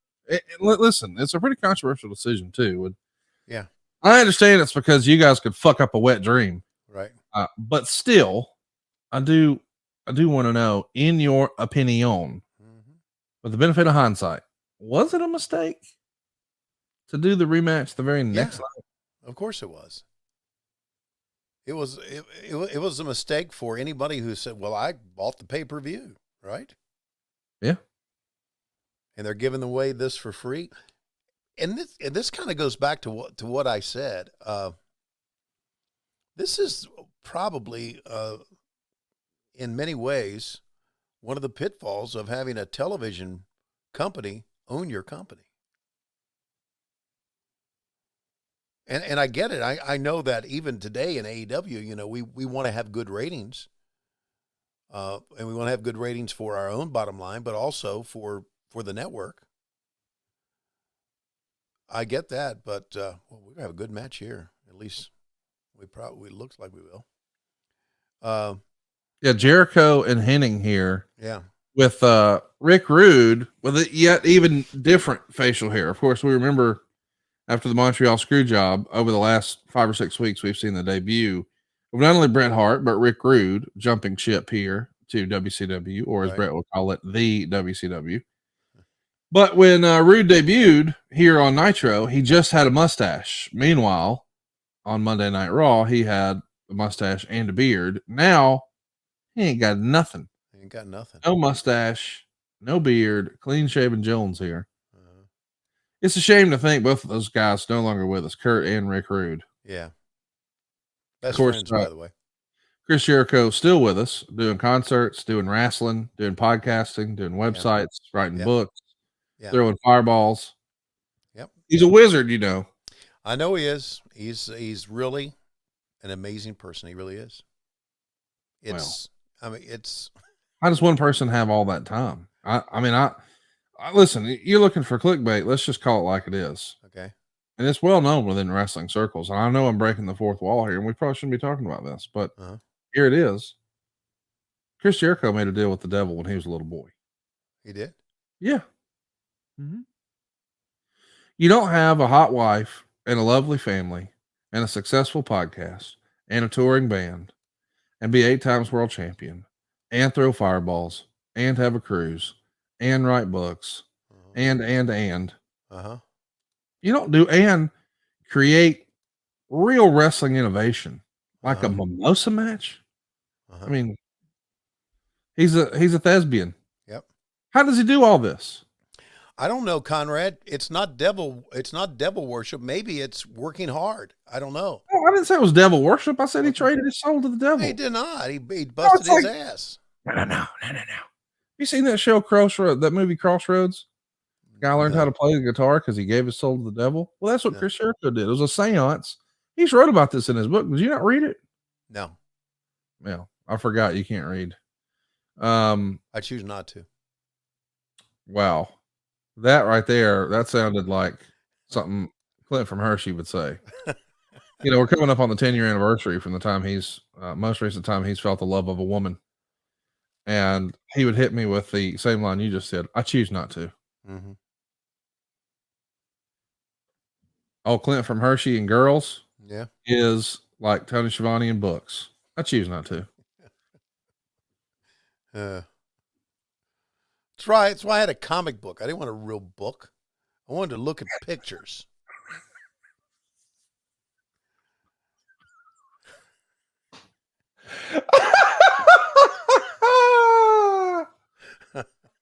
I hope that there are no children listening to this podcast.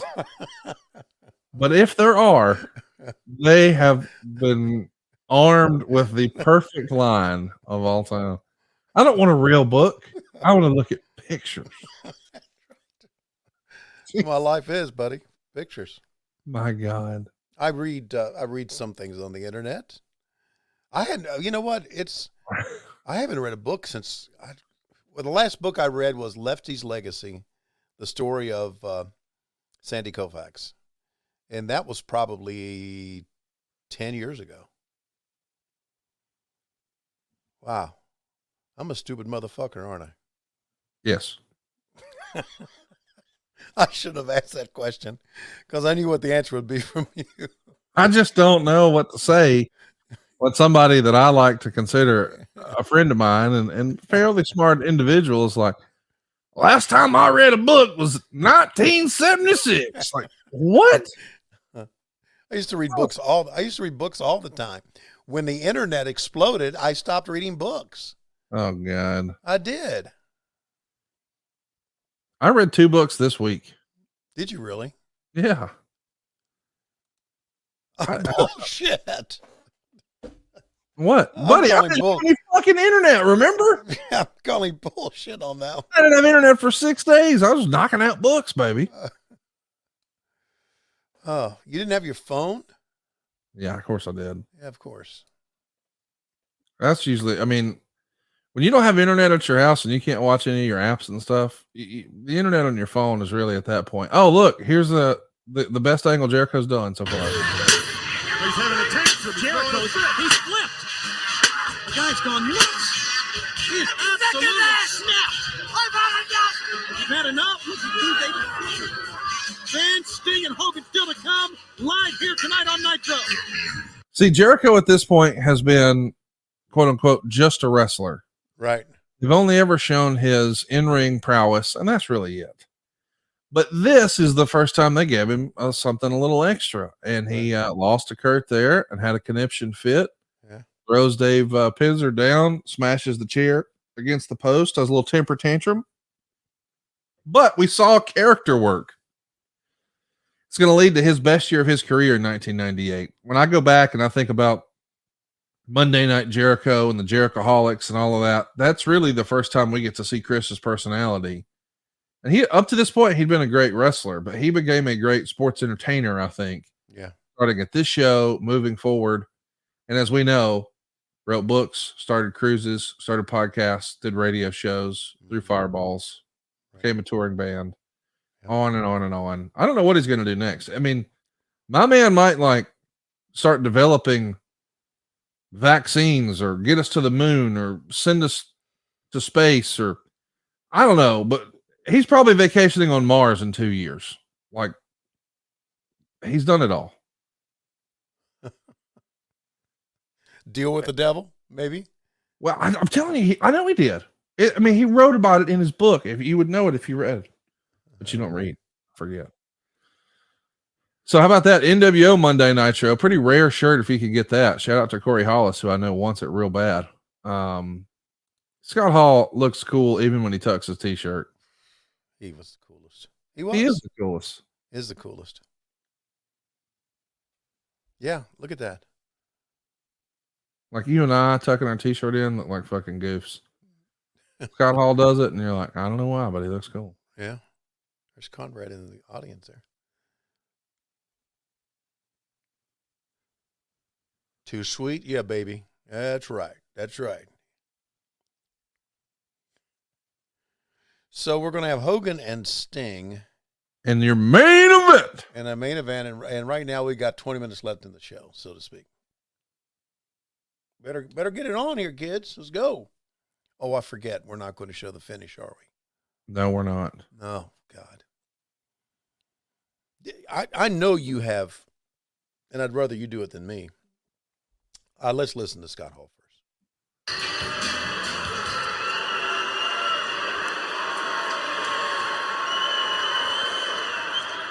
Hey, yo.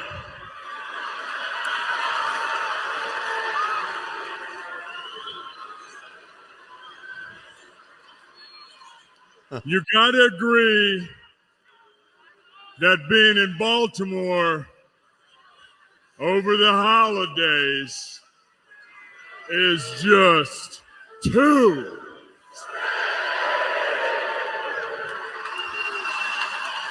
I'm with you. Now, you probably heard by now that right at NWO Central, we got a little survey going on. Yeah, but you don't have a TV show now, do you? And it's real simple. You're either with us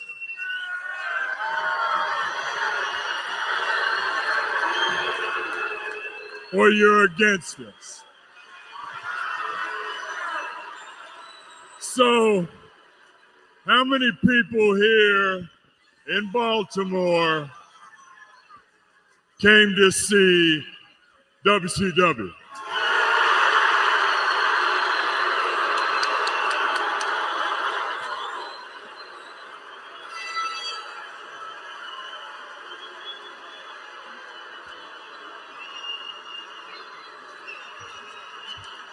Yeah. Now. Yeah, that's right. How many people in here in Baltimore came to see the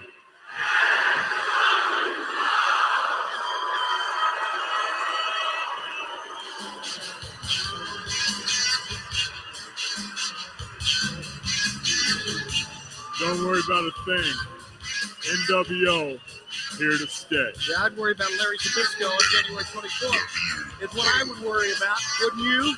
Absolutely, and that's going to be a part of Sold Out. Buddy, I feel like the format for this show just said Bret Hart promo, Scott Hall promo, and almost no guidance. But let me give you a little guidance as we get to 15:35 here. Jimmy's Famous Seafood.com is exactly where you need to be. I enjoyed mine. Christmas Eve. I got some stuffed shrimp. I got some crab balls. Cooked them both on the grill, my Rectech. And the family was like, did you make these? I lied my ass off and said, you damn right I did. Out of your family. Go to jimmysfamousseafood.com. Now, this is no lie. When you try to order high-end seafood like this, they kill you on the shipping. Yep. You wind up spending more money on the damn shipping than you do on the food. Not anymore. We can hook you up with free, you hear me? Free 2-day nationwide shipping on orders over $125 when you use the promo code WHW.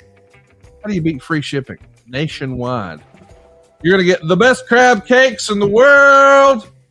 Seriously, they will ruin. You'll never order crab cakes anywhere else. That's right. You'll see it on a menu at a restaurant and you'll say, I'm going to pass. Yeah, I'll wait. The best crab cakes in the world are at jimmysfamousseafood.com. Everybody knows that. They also got some delicious soups, the chowders, the oysters, the signature steaks. To this day, the best prime rib I've ever had was at Jimmy's Famous Seafood. You can get their desserts, and they are something serious. Gluten-free items, too. Why not just take a look at the famous gift box? It's got 4 of the world's best colossal Maryland crab cakes, 2 different crab soups, crab dip, seafood seasoning, and their signature bay sauce. Or maybe you're like me, you're getting jazzed up for bowl season and the playoffs and a lot of fun football left.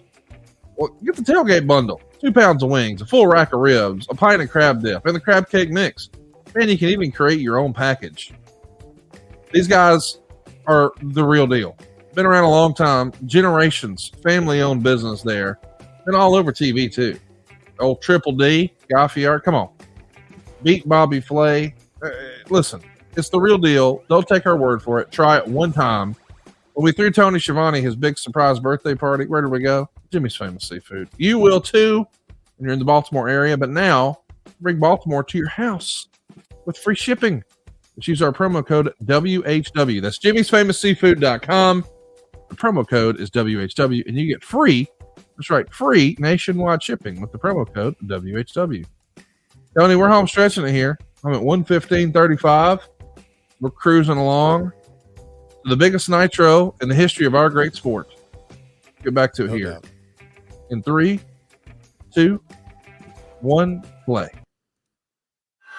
We welcome to WCW Monday Nitro, Billy Ripken. Billy, of course, will be playing for the Detroit Tigers this year. And there's Ira Reynos, COO of the Tufton Group, CEO of the Tufton Group. And he's here with us as well. Billy's brother, Cal, of course, legendary. Right now, though, fans, this week's Nitro Party Pack goes to Adam Yeasel, riding with Weasel, and Katie Burke of Champaign, Illinois. Here's our video this week. Welcome to the Nitro Party! Oh, that's beautiful. IWCW, bang!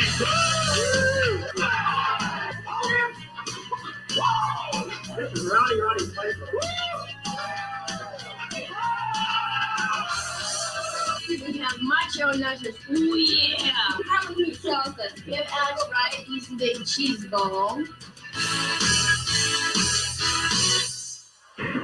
The Nitro Party also keeps dangerous people off the street, thank goodness. Keeps sending those Nitro Party tapes. We're still qualifying Nitro Party winners for the second grand prize Nitro Party giveaway. And one good thing is, Buddy, Nitro parties keep dangerous people off the streets. That's something you just said. Well, it certainly helped keep Casio off the street, didn't it? What is he dangerous to besides a Chinese buffet? He'll fuck that shit right up.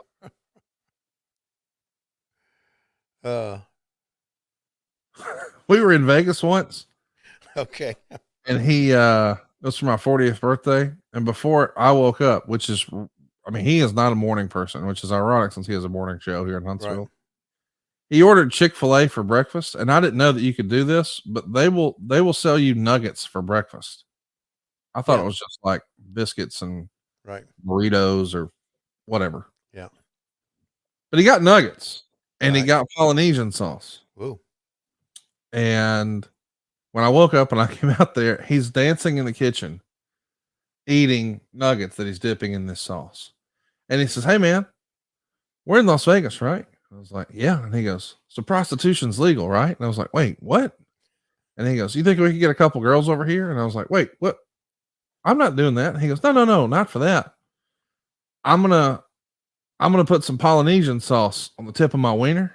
And I was like, okay. And he goes, I need the girls to hold my legs back so I can eat the Polynesian sauce. What are you doing, Cassio? God. No. But it made me feel better. He wasn't suggesting we cheat on our wives. He just needed their help holding his legs back so he can suck his, well, you know.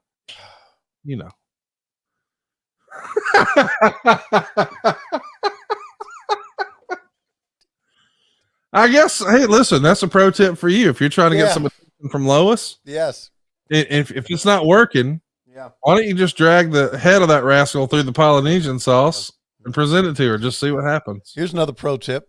Be careful when Conrad Thompson is your friend. Why? I didn't put his tip in the. No, but you made it public, if you will. How do you know I didn't make that up?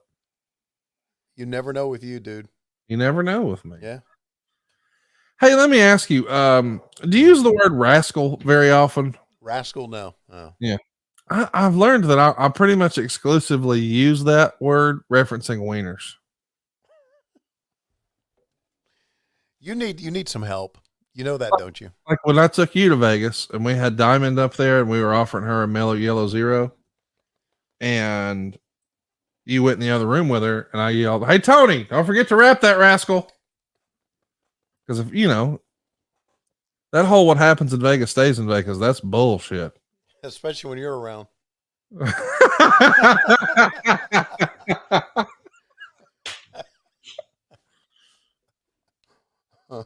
You gonna measure your rascal sometime soon?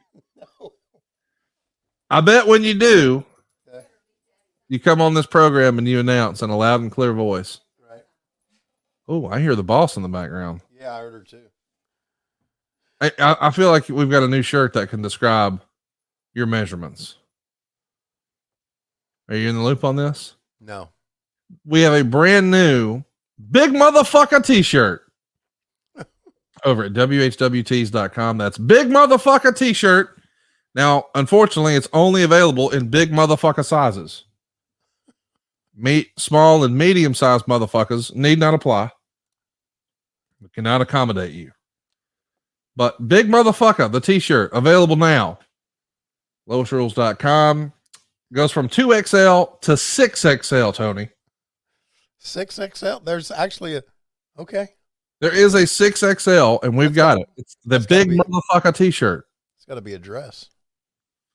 What we did is we went down to Huntsville Tent and Canvas, and we had Silva measured. Not there. He didn't have to push anything back. There was no shadow. Right. Anyway, big motherfucker. Only available in big motherfucker sizes. Little motherfuckers, we can't help you. 2XL. 6XL. Holy shit. I mean, I got to tell you, I think that's one of my better ideas to start the t-shirt sizes at 2XL. Yeah.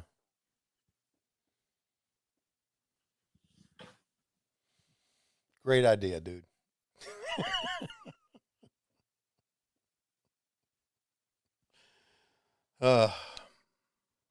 So listen, your holiday tradition of eating spam. Did you carry that on this year? I did not. Oh, well, there's still time. You know, we're still technically in the holiday season right now. Yeah, I know. We keep our.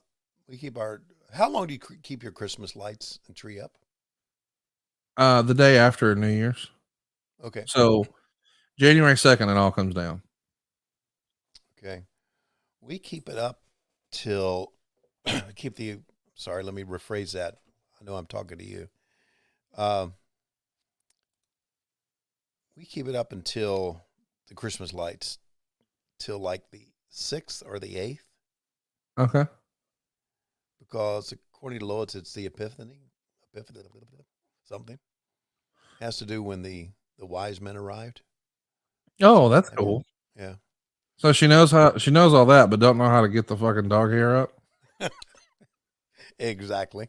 That's interesting. Is it ever? What we do is we usually have the decoration the Christmas decoration go up the Monday before Thanksgiving. So, obviously Thanksgiving's on a Thursday. So Monday night, Tuesday night, Wednesday night, as we're getting ready for Thanksgiving, we got Christmas lights up. New Year's Day or New Year's night, January 1st is our last night with it. And on January 2nd, poof, it's gone. Okay. So am I, by the way, this January 2nd, as folks are listening to this. My wife has got a birthday coming up Friday. So every year, the first week of January, I take her on a little trip. We're doing that this week. That's tremendous. You're a good husband. I try. By the way, the Epiphany is Friday, January 6th this year. There you go. It's a Christian feast day that celebrates the revelation of God incarnate as Jesus Christ. So we keep our lights up until then. Well, I'm just going to tell Megan that y'all always keep the lights on through her birthday and then take them down. Yeah, tell her that. That's the best thing to do. Her birthday's the 6th. Well, there you go. Hey, let's do some questions. Let's go back to WCW wants to know, do you think the proposed brand split of an NWO Nitro and a WCW Thunder could have worked? No. Great. Michael Double M wants to know, how high was Tony's seat for this event? Did his little feet dangle and swing? My little feet did dangle and swing. My chair was all the way up to the top. I have since, if you'll recall, if you'll watch our show now, I make sure my chair is lower than anybody else's. Because basically I don't give a fuck anymore about being on camera. I think it's overdone. Well, I don't think your announcers need to be on camera. I thought we were on camera too much back then. Well, there's your headlines. Last week you talked about how you were sleepy and tired. Yeah. And now this week, Tony Khan puts me on TV too much. Well, that's what the headline's going to be. Yeah, there's your headline. Yeah. They're always going to come up with a headline. You know why? Because they are not journalists. Oh. On this day in WWE, Meltzer says, a 3-hour show, multiple appearances of Vincent, and booking the first appearance of one of the hottest stars in wrestling as a referee between Bischoff and Zbyszko. Is this where the wheels came off for WCW? You said you thought maybe, but I think WWE Master 2018 really asked the question we all want to know. What are your favorite memories of Virgil here in WCW? I always thought Virgil was a pretty cool guy. He always smiled and seemed happy to me. That's my memories of him. And he was like all of us, not all of us, he was like most of us, that whatever they wanted him to do, he would do, right? Do you think he had perhaps one of those Mount Rushmore penises? I don't know if he did or not. You may know more. You obviously are the penis expert, not me. Oh, no, that's not true. I mean, I only bring it up because half the time when we're watching old wrestling, you comment on, oh, man, look there. You can see it swinging. I wonder if he has gray sweatpants and what he looks like in them. I don't say anything like that. He sounds just like that. I know I don't. But for the purposes of the entertainment of the show, you may go ahead with that. We did a spoof song about Hog Watcher. You see the guy in the gray back there? Yes. That was, and he's no longer with us. That was Wildcat Willie. That was Mitch from Disney. I can't think of his last name right now. Who was a Disney executive and was a big friend of the shows and helped us. I'm sure he helped us with our Disney thing. And he was Barry Bloom's good buddy. Copy that. Hogan, look at this, man. Dude, that level of tan, hard to beat. Yeah, well, that's why there was not a fast count. Lack of tan. And I guess I should ask him. Listen to this. The crowning jewel of our sport since 1905. The man who is the franchise of WCW on our program. WCW Monday Nitro. And now making his way to the ring. Very also wearing black and ring 252. Tony, this is stupid. Sting's coming to the ring with no jacket on, just dragging the belt and walking out from the back like any other guy. Uh-huh. The thing that got him over, that created so much excitement, was him in the rafters and him rappelling down to the ring, just randomly appearing. And now he's just in the back.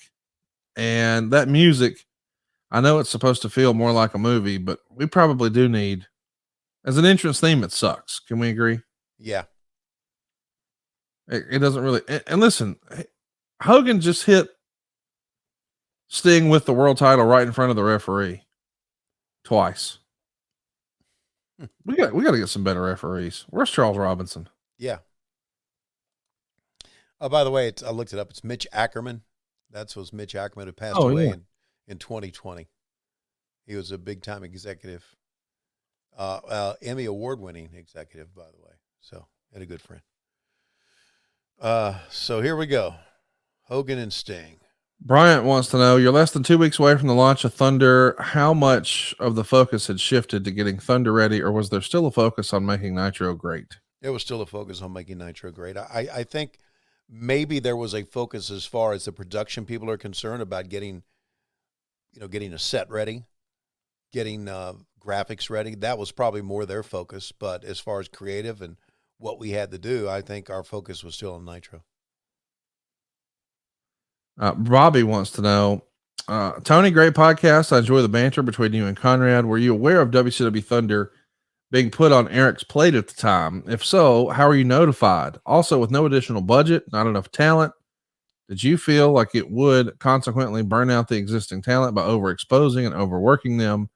It always felt like a B show to me. Yeah, well, it was, and we tried to make it. We tried to make it a bigger show. Look at Hogan talking to him right now. I've told the story before, and I'll say it again. Eric got everybody together in the office and said, there's been talk about us doing another show.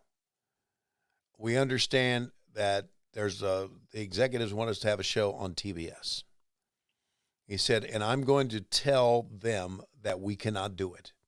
We physically do not have the tools, we do not have the tools to do it. We do not have the talent roster. We can't do it. He said, and unless Ted Turner tells me, yes, we're going to do it, we're not going to do it.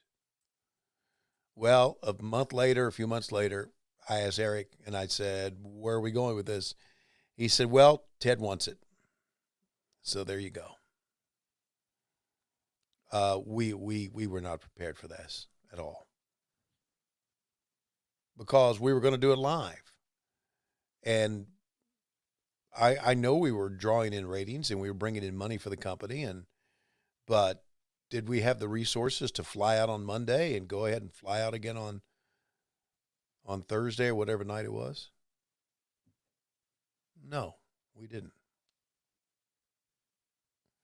Only a multi-million-dollar company that's been established as a wrestling company for quite a while and is getting a lot of money from Fox can do that.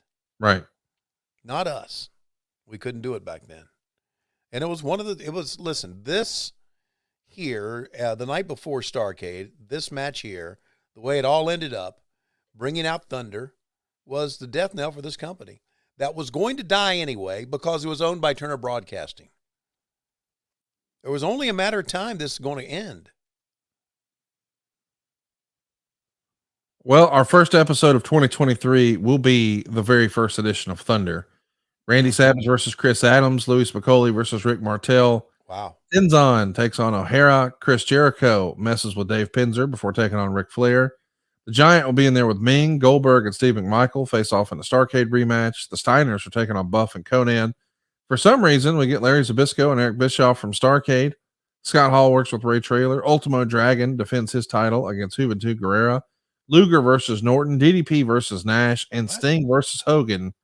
It's a loaded ass show, man. And we're going to cover it next week here on the program. And we're getting close to the nitty gritty here. Let's track the finish here. Okay. The punchline Sting. Shoulder block. Ow! That's a headbutt he'll remember for a long time. He headbutted him in his penis bone right there, Tony. He sure did. Clunk. Both men down. Randy Anderson starts the count. Randy Anderson wants to make sure that there's no controversy in this. Look how close he is to both Sting and Hogan to give him the count, and now both men rise to their feet. I like that. Great line, Mike. He's watched everything since the bell rang. This is it. This is the finish. To the eyes once again. What a matchup. What history we're seeing here. The two biggest stars in our sport ever. Hogan. Here's his leg drop. Sting moves. Remember the leg drop and then the fast count from last night? Sting moves out of the way now. And Sting to the attack. Stomping the hand. The fingers are bringing it over. Sends Hogan in. Big Stinger splash in the corner. Gonna do it again. Pin. We're out of time. We're out of time. We're gonna go. And that's how it ends.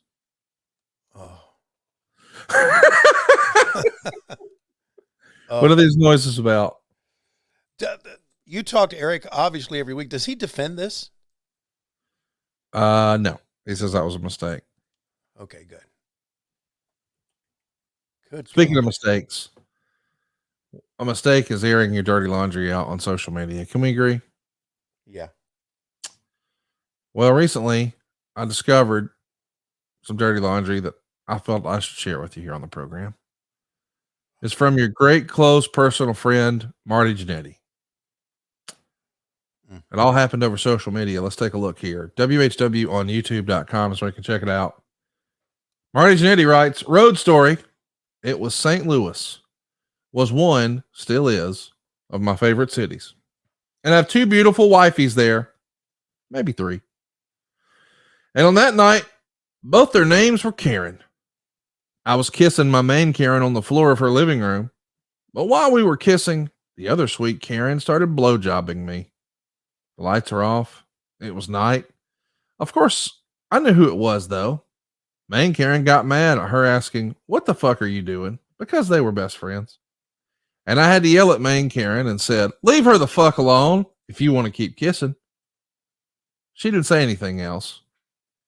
And we all three continued what we was doing. LOL, true story. Right, Karen F? LOL, loves you. And we got a response to this, Tony. Karen says, not true. I was heartbroken. And WEN, my room to cry. WEN, MJ came in, and I was just called to say I love you. I pushed away, and that fantasy was over. MJ, PLEAS, please keep me off Facebook. It is all about shaming me. Said you'd never do that. You lied, Marty. And it's surely not the only time. Surely not the only time. What you say on FB is who and cruel. Cruel. Like if I said you could not perform, that's a C lie, but it still hurts. Am I right? I'll always love you as my daughter's father, even though you don't want the responsibility. And you've made me so happy, but the most important one you deny. Breaks her heart. Reach down inside for you kind, loving Marty you used to be. Oh, call me a monkey again. And Marty responded, damn, it did happen, and exactly like I said it did. You stayed right there, and we all had a great time. No one cried. Wow, do you forget things? Just like you forgot who's the real daddy to your daughter. Do you remember telling me he was in jail, so you'd rather Razy her saying I was the one? Like Michael Jackson saying, the kid is not my child. And by the way, told me needles were all over the house, and Sammy could have got stuck on one of them. Yeah, you forget shit. Don't bring this BS garbage at me. I loves you, but care less about you throwing shit at me. I do that to myself. This would be an excellent transition for a better help spot, but it's not. That's real life right there, Tony. A lot to unpack there, as I like to say. Your thoughts? The wonders of social media. That's my thoughts. My God. Do you think that's real? Dude, what do you mean? Is it real? Are you kidding? I mean, all I can think. So I was making out with Karen number 1. Karen number 2 starts blowjobbing me.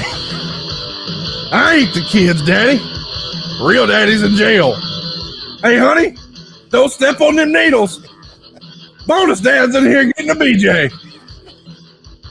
I love your mama. And the other Karen. This can't be real. This has to all be a work. Ain't no working. These are my blowjobbing boots. One of them's way bigger than the other because my ankle's sideways. This can't be. This can't. My blowjob. I could have been running NXT. But guess what? I got 2 Karens blowjobbing me. Wouldn't trade places for nothing. No, sir. Not me. Life went according to plan, goddammit. Woo! Oh, wrong guy.